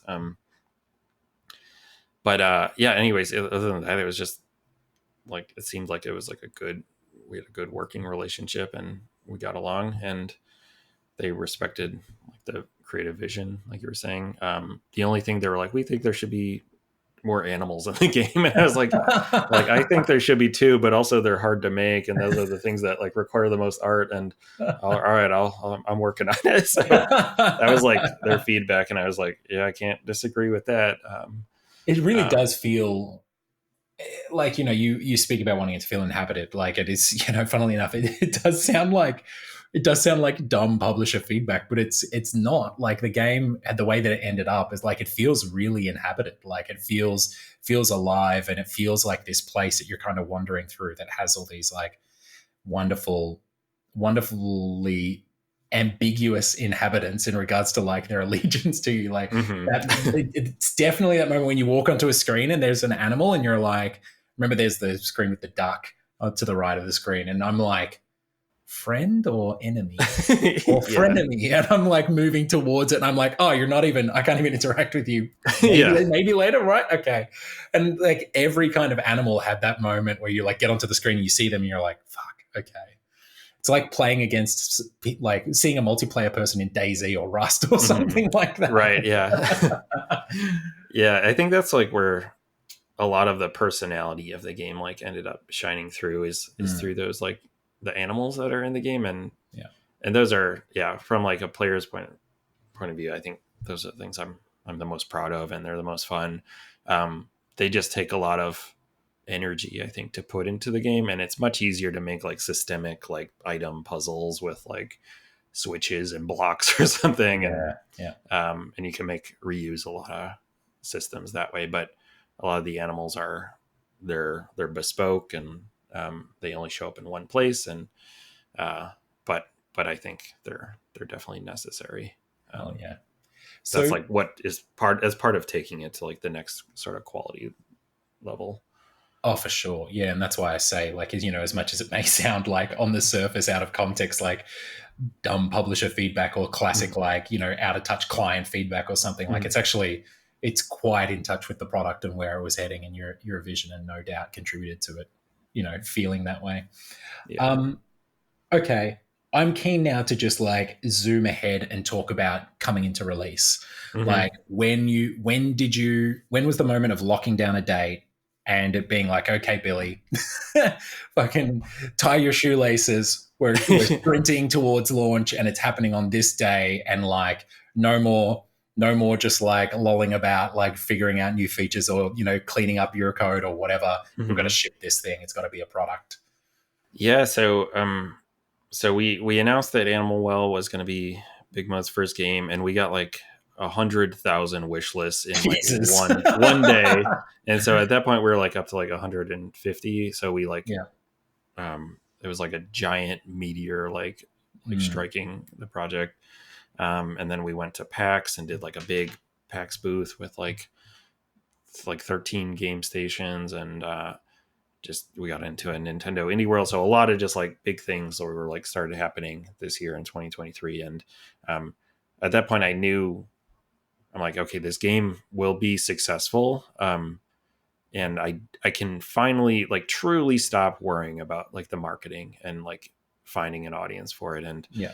um, the pressure now shifts to like, I just need to make the best game possible. There's like a lot of expectations for it. And like, I think we like kind of talked a big game or like, um, I just need to make the best game I like possibly can, like Mhm. physically as a as a human being. I need to like kind of summon all my willpower and my skills that I've like Yeah.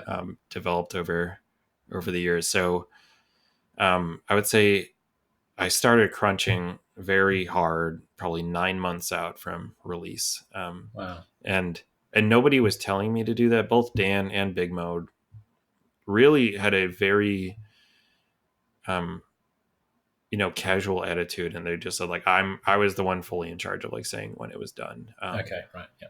So, but I just needed it to be done almost from like a mental health point of view, Mhm. because at this point, um, 6+ years, it was the first thing I've been like working, like waking up thinking about and Mhm. thinking about going before going to bed at night. And I think getting towards the end, yeah, like I couldn't focus on anything else in life. I couldn't really find enjoyment in like anything else without it somehow like tying back to like ideas for the game or work I still had to do, or Yeah. wondering what the how the launch was going to go. It was just like completely like an all-encompassing like obsession.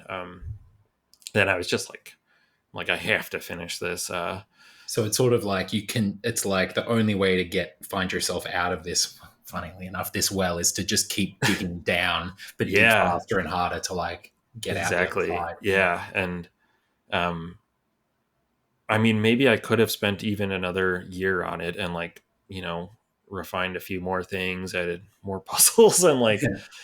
um, but I just like, I think I was just done. I needed to like, I think kind of close the book on this massive project.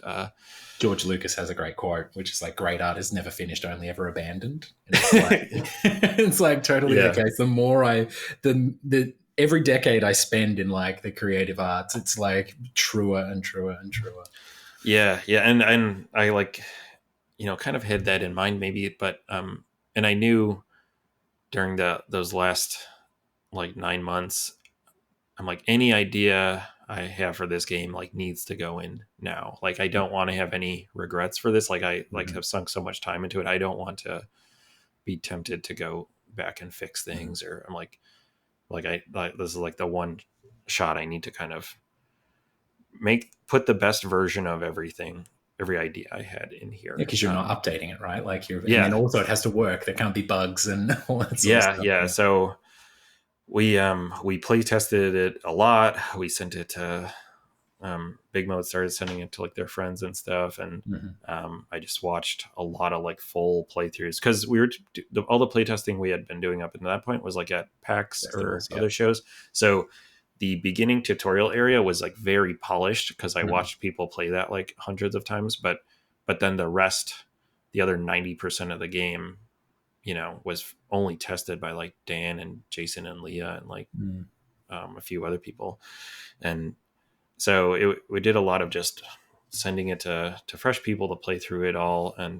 Um, and then, yeah, the deadline, I wanted to release it.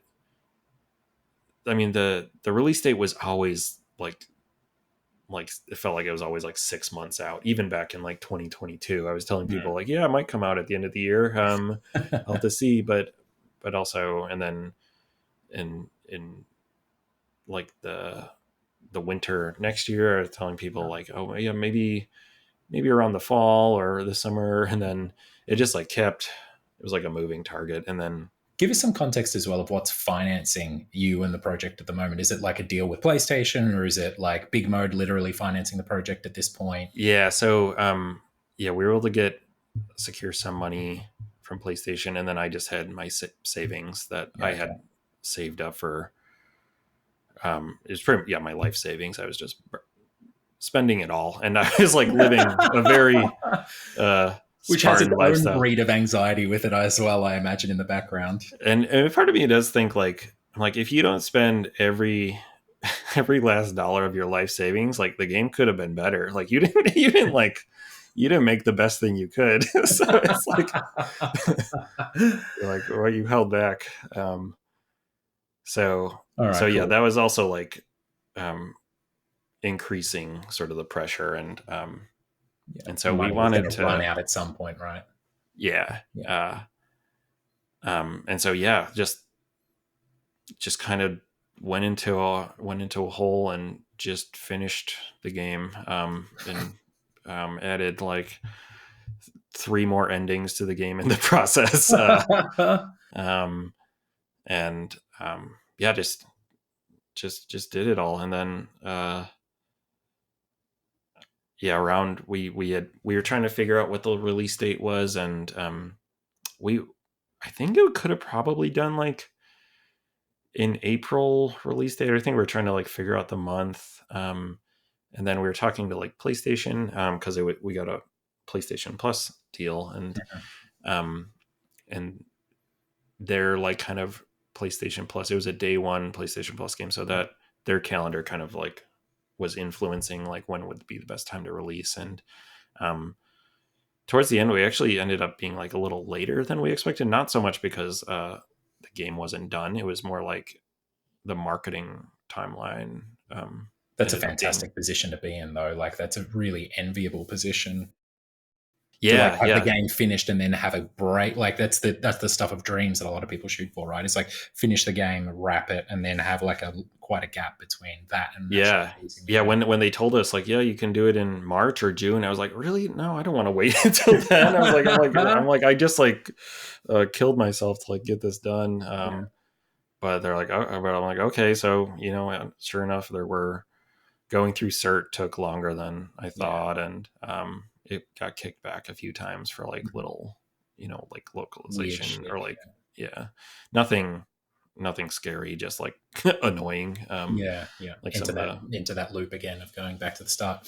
yeah, So but did you continue to tinker in that gap, or did you sort of like take the opportunity to have a bit of a break, or did that sort of cert um, process take you to the line anyway? so Dan was very like, I think adamant early on that like we needed to give press a lot of time to like review the game. So Yeah, we sort especially of a game blocked like out. Animal Well, right? We wanted to give them review codes a full month before launch, and for Steam that was easy to do because you don't need to go through cert for Steam. Yeah. So I think it's like clicking a button in Steam to have them review it, and it takes like 1 day.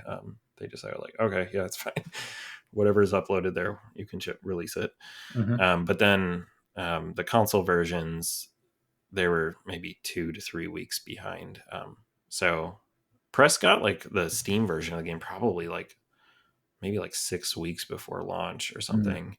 And we set up a Discord server for them to collaborate on like with each other about some of the harder puzzles in the game. And and it was like kind of very nervously observing that as we started seeing like journals come into it, and uh be like, are they playing the game? We sent out a press release with the review codes, Yeah. and then first like two people started like posting questions, and and then and they weren't questions about the game. They were like bug reports Oh, almost. interesting. Yeah. They're like, when I go into the screen, like a weird beeping sound plays. Is anyone else like hearing this? And then they're talking about the cuckoo chime they Yeah. hear, but they made it sound like it's a bug. And I was like, what are you talking about? What beeping sound? There's not like, I'm like, I'm like, you're making the game look bad. And then someone else did get like soft locked, and they like posted it. And so this Discord that I was imagining would be this like, really fun place where they're like trading secrets and showing all the cool things No. that they discovered. And it's all like the reviewers like kind of sharing it with each other. I'm like, don't just make Yeah, this a bug report channel. Like yeah, send them to don't tell the me. other reviewers about the bugs. Yeah. Yeah. And so, but they did catch a few things that I then kind of quickly, at least on Steam, went and like Yeah. patched. But then ultimately it ended up, and so we were nervous at first. We're like, was this a mistake? Should we have not have? We shouldn't have set up this space for them to talk to each other. Yeah, the bug channel on the We got to Discord. keep them isolated. Divide and conquer, keep, Billy. yeah. But then slowly, the vibe like kind of changed, and they started actually sharing cool things, and then like Yeah. really getting invested in some of the later game like puzzles, and uh, it ended up becoming like very fun to watch them kind of Hell yeah. dig through some of the really late game things, and it ended up working out exactly Was that the as I would first hope. time that you got an idea that the game was going to review well? I think so. Yeah, it was. There was like a very genuine like excitement that I was observing in like all these like journals that maybe didn't even know each other, like kind of collaborating and coming together and talking about the game. Um and yeah, I realized it like shortly before launch that it has this like word of mouth quality, because there's like so many cryptic things that people want to talk about the game. They Yeah. naturally want to like share their experience, and I was like, oh, that's actually good for marketing. Like, I'm like, that's You're a like, is positive that quality. word of mouth? Yeah, I was like, I designed this like unpitchable, like unmarketable game, but I'm like, I accidentally gave it a quality that is beneficial Yeah. for that point of view. And so yeah, I Right. was starting to feel like cautiously optimistic. And um, and yeah, I was just really, those last couple of weeks before launch were just like super nerve wracking. I was like, counting down the days, and Yeah. it was like a relief to finally get, you know, pass certification on PlayStation and Switch in the process. And that was like slow and nerve wracking as well, just because I was like worried we'd miss our launch date if like it got Yeah. kicked back to one more time. Um, and so, yeah, the day finally came, May 9th. The night before, Dan visited Chicago for the first time, Oh, and cool. came and hung out at my condo. Yeah, Madison came over, and then we got up at like 6 in the morning, and because the game was gonna be launched at 8 o'clock, I think, or 8:30, I forget. And I had to go into Steam and type like, release my game. They make you type it in Yeah. Yeah. exactly like that in the text box. And then the consoles were scheduled to like go live at that time, kind of automatically. And yeah, I just sat there in my office where I'm sitting right now, and I think I played Canon and D on like on on my computer just to Oh like yeah. set the mode. Um, and then yeah, we released the game, and then after that, it was just like kind of a whirlwind of almost like all like simultaneously the reviews started coming in. They started just like populating on Metacritic. Like early on, it was a lot of just like perfect scores and 9 out of 10s, and there were some like really excellent, like kind of really moving like video reviews on YouTube. Arlo did a great review of it. That was like just like really sentimental, and just kind of just sat there for like hours, for like the next like 6 hours straight, just like kind of watching videos and reactions to the game, and um, you know, like looking at Steam, and I wasn't looking at the sales at all. I was just like kind of taking in everyone's reactions, and then I think there was like one soft lock that someone found that I like in the moment like quickly just like went in and like fixed and like republished to Steam, Right. um and we were on a video call with Big Mode the whole time, Mm. kind of just like I had them in a window on my monitor, and they were kind of just in their house doing the same thing. So we're just like all just like staring at our screens for like hours, Wow. and then eventually at probably like 4 or 5 o'clock, it's like, oh, we should eat something. And it was like I was just like it's like I had so much adrenaline in my body that you just like lose your appetite, and you Yeah. kind of lose track of time and like your basic like bodily needs. And so me, Dan, and Madison, we went and got a deep dish pizza. I had promised Dan that when he came to Chicago, we would take him to get a deep dish pizza.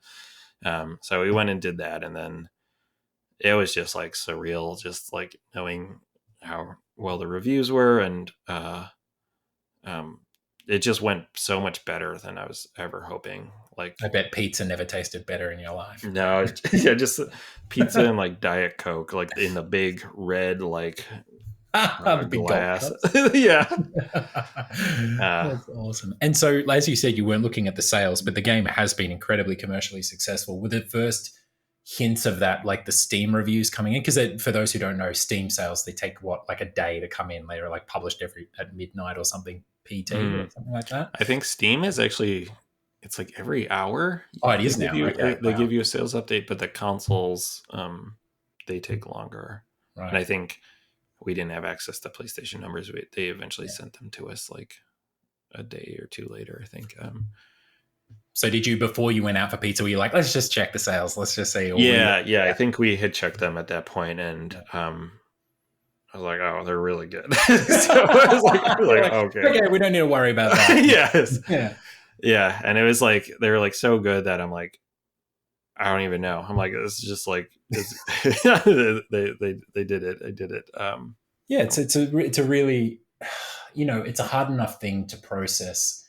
Like, I've been privileged enough to, run an indie studio with a number of people. We shipped a game that when we pressed the button, there were like 10 people in the room or something, and a bunch Yeah. of operators who contributed. And like, it wasn't, it didn't have anywhere near the immediate success that like Animal Well has had, but it definitely had enough success for us to be like, well, fuck, like Yeah. it's kind of hard to process. And you're like, it's a range of emotions. I can't imagine it just being like kind of you and Dan, and then Big Mode on the other side of the screen being like, whoa, okay. Yeah. How do Yeah. you feel, other than the commercial and financial side of things, like, because that's a whole probably podcast, a different kind of podcast in and of itself. How are you now? You've got like a month or so more distance from the game coming out. Like, how are you feeling after, you did your big 9 months of crunch, the gap of the nervous, bundle of like weeks that you had leading up to release, and then obviously this huge critical and commercial success. How have you felt sort of like, and how are you feeling now post the release of the game? Yeah. It's been just really hard to process, and I still haven't like processed it fully, because in a lot of ways my life has not really changed that much, other than I am like much more relaxed about my work. But it's been doing a lot of podcasts, and like kind of following up where had some work to do on the physical version, so there's still like a lot Yeah. of work to do. But it's much more like and then I did end up having to do a series of patches to fix like bugs with localization or Yep. some things that people found. But so for I would say immediately after launch, I was still like going to work on Animal Well every day, and Yeah. but it was yeah, it was very also exciting and Hmm. to just be like every day there's just like tons of new stuff on the internet of people like doing either playthroughs on Twitch or doing video essays about it, or there's like all this amazing fan art, or people have been like reverse engineering the game and making a level editor and The community um, puzzle as well must have been the something. So community puzzles. Yeah, I did put some extremely stupidly hard puzzles in the game, and it was super exciting just like watching the Discord form and like tackle some of those things, and yeah, just like seeing thousands of people like kind of band together to like um just take on like these some of these challenges yeah. To was give kind of just an listeners some exciting sort of thing. context here, there actually is like I can think of one at least where, as far as I've gotten up to, one puzzle in the game that was kind of that thing we were talking about earlier, where I'm passing it and I'm like, "What the fuck is this thing? Like, it must mean something." And then that Mm, was one of the things that I went online. I'm like, "What's the deal with this?" And they were like, "That is something that you cannot solve on your own. You need to talk to people externally. You need to like leave the game, talk to actual other human beings about their yeah. experience with the game, and come together and solve it in a collective effort." And seeing the speed and the like efficiency at which the community just like solved that Yeah. puzzle was really impressive. I can't even imagine what it must have felt like for you. No, yeah, it was super cool. And a lot of people that puzzle is like very controversial, and I even get a lot of people like sort of demanding that I patch it out of the game or like retire it. Uh but I my philosophy is that like all the some of the late game puzzles, they all require like different skills and different Yeah. mindsets, and that one requires the skill of socializing with other people. I'm sorry to say it, but I know people want to just like be alone in their room and play their video games as an escape, but um, Not on Billy's watch. you have to go interact with other people for that one, and that's the that was the design idea behind it. um, Well, Billy, it's I think that's probably a wonderful place to leave it. But I do have one question to ask you. We've chatted a lot about mhm. the game and its design and your inspirations there, like what you approached technically, like how you approach things technically, and the principles or your experiences that led you to those decisions or inspirations creatively and everything. So I think if someone was to think, okay, how do I ask Billy Basso how to like make a great game, like they might have an answer out of the podcast here. But I'm really interested to hear from your perspective if there was an independent developer or someone listening to this podcast right now who wants to go about doing the indie game the movie thing. Let's say hypothetically that this podcast is their indie game the movie moment, where they're like, they played Animal Well, they listen to this podcast, and then they're like, I want to make my own game. Like I'm working professionally, or I'm going to learn video game development, whatever it is. What would be your sort of advice or your suggestion to folks for the more sort of like the more commercial or the more business aspect of it in regards to like how do you do it sustainably, even if that is like don't even fucking consider it until year 4 or something like that, or Yeah. no I didn't. But I'm really, because we're going to chat to Dan on the podcast about his illustrious and interesting career, and I'm sure he'll have great answers and advice from his experience and perspective on Animal Well especially, right? But I'm keen to hear it as the non-business guy who especially got someone involved to help out. Like, what did you feel the things that you did right were or did wrong were, or what helped put you on that path? And what advice would you give to other folks hoping to sort of recreate some sort of, iota of the success that you've had as a solo developer? Yeah, I think looking back, the some of the takeaways I've come away with are like the industry is very competitive, and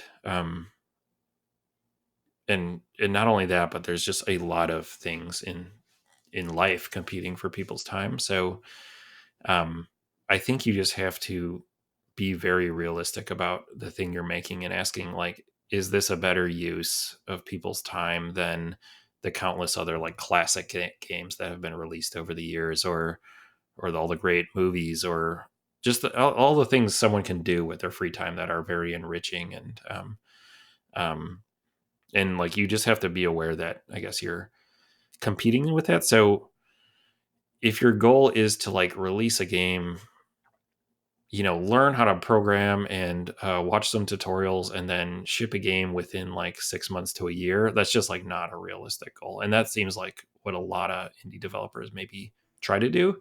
Mhm. And they'll make like something that's like super derivative or kind of janky, and that's like to be expected. Like you have to do that because like to get good at all the disciplines, they each take a ton of time, and you can only focus on one of them at a time. So at the first few games you're going to make are, maybe you'll be good at one aspect of it, but the rest is kind of needs to like take a back seat, but until you can focus your attention on it. Like early on, Animal Well was more of about the technical you know goals that I had in mind, and the gameplay was and art was very boring and like very kind of just mediocre and unremarkable. Um, and it was just like this slow snowball effect of me kind of iterating on it over and over and over again until like it started to come together and the tone of the game started to come together, and I wasn't like thinking of marketing it at all. So I mean, I see a lot of advice that tells people to like do market research and go onto Steam DB and like see what games in a certain genre are selling, and like do market comparisons and kind of like plan it out that way, and that's like the path to success. And I think that's almost like doing the equivalent of like the analytics, like A/B testing, data driven like decision making that Mhm. we were talking about like at the start of this podcast, where I think that ultimately probably won't lead to something great. I think you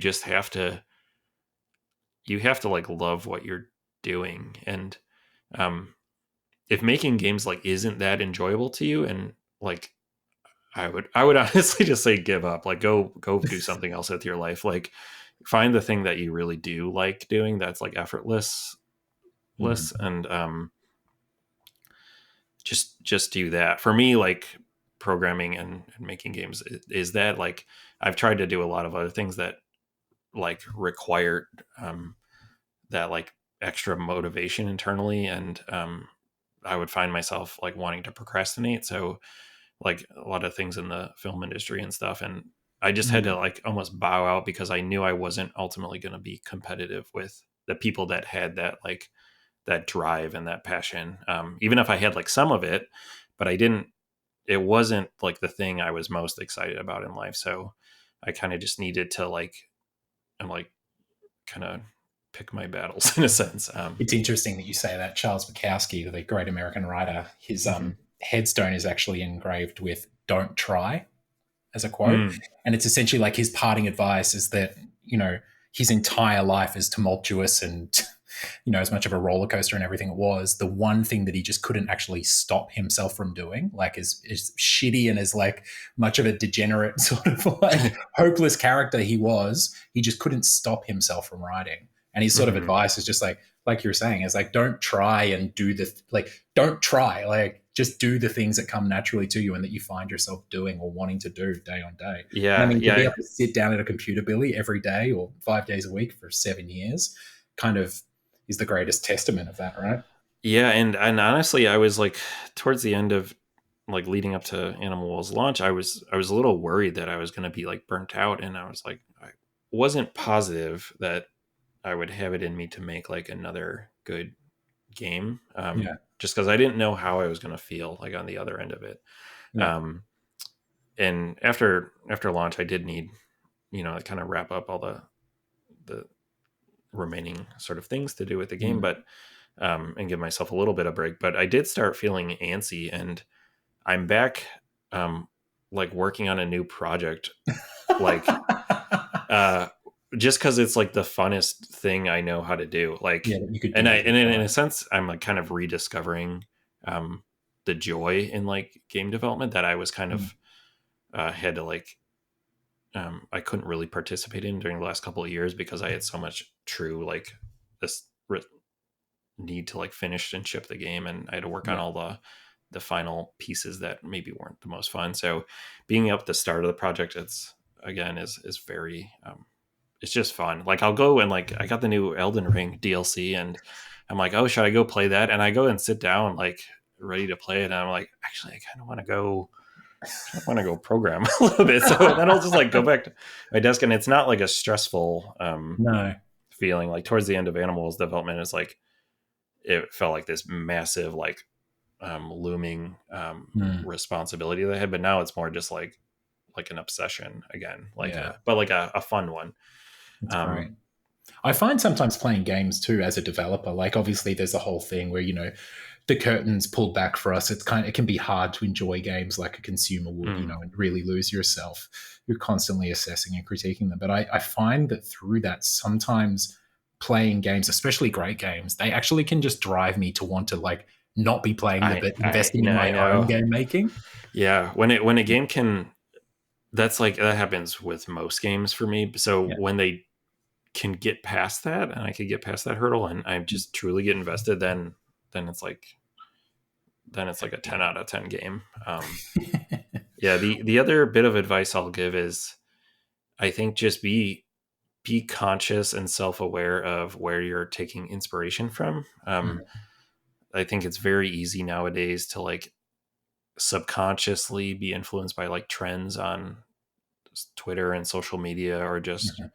general things. Like you see like you just see very hyper specific things show up in a lot of games, a lot of indie games. You see so many games where there's like a mushroom is the main character, or a Yeah. frog, and it's like, what the Yeah. fuck? Like, Or the whip is the weapon in your yeah, Metroidvania. it's like that's Yeah. so specific, but why are dozens of games like all doing this? And it's because like they're posting on like Twitter or whatever, and they're kind of like seeing each other, and they're kind of subconsciously, maybe that like percolates in the back of their brain, and then like later on they're like, oh, I have an idea for a game, and then they don't like make the connection of where that Mm. idea was maybe like um initially like seeded from. Yeah.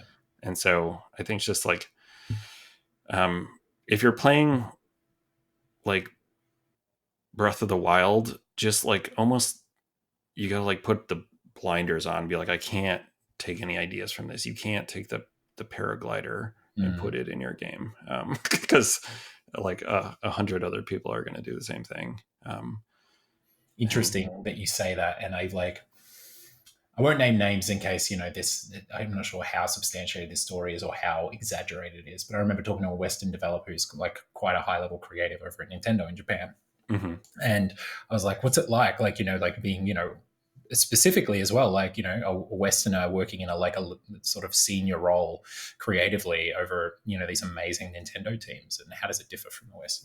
And the thing that he said to me, which was really interesting, and again, I'm not sure how much of this is hyperbole or just like for the point of illustration. Um, he said the rate at which they do not reference other games in their creative conversations is the biggest point of difference. Is like absolutely mind blowing. He's like, you'd be in a room talking about the next Zelda or the next whatever Splatoon or something, and mhm, they're not like, well, in Skyrim they did this, or like, what have they done? How did they do the climbing mechanic in other games? They're like, mhm. it's almost like they're pulling from completely different references outside of zeitgeist. Whereas Western game development a lot of the time is like, all right, well, we're making, and again, I'm just pulling things out of the air. I don't know the processes of these companies, but we're going to make the next Horizon. What else has everyone else done in the Mhm. in the open world genre in the time between the last Horizon and now? And what do we need to fold in, and how do we iterate on?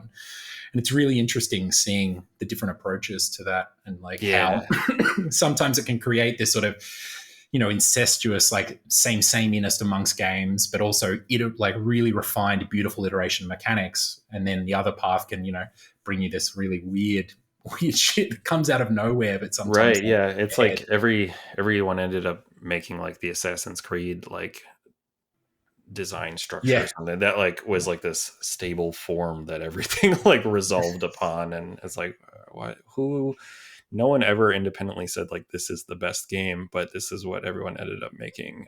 Yeah, the convention, the blueprint for sort of like open world game design. Yeah.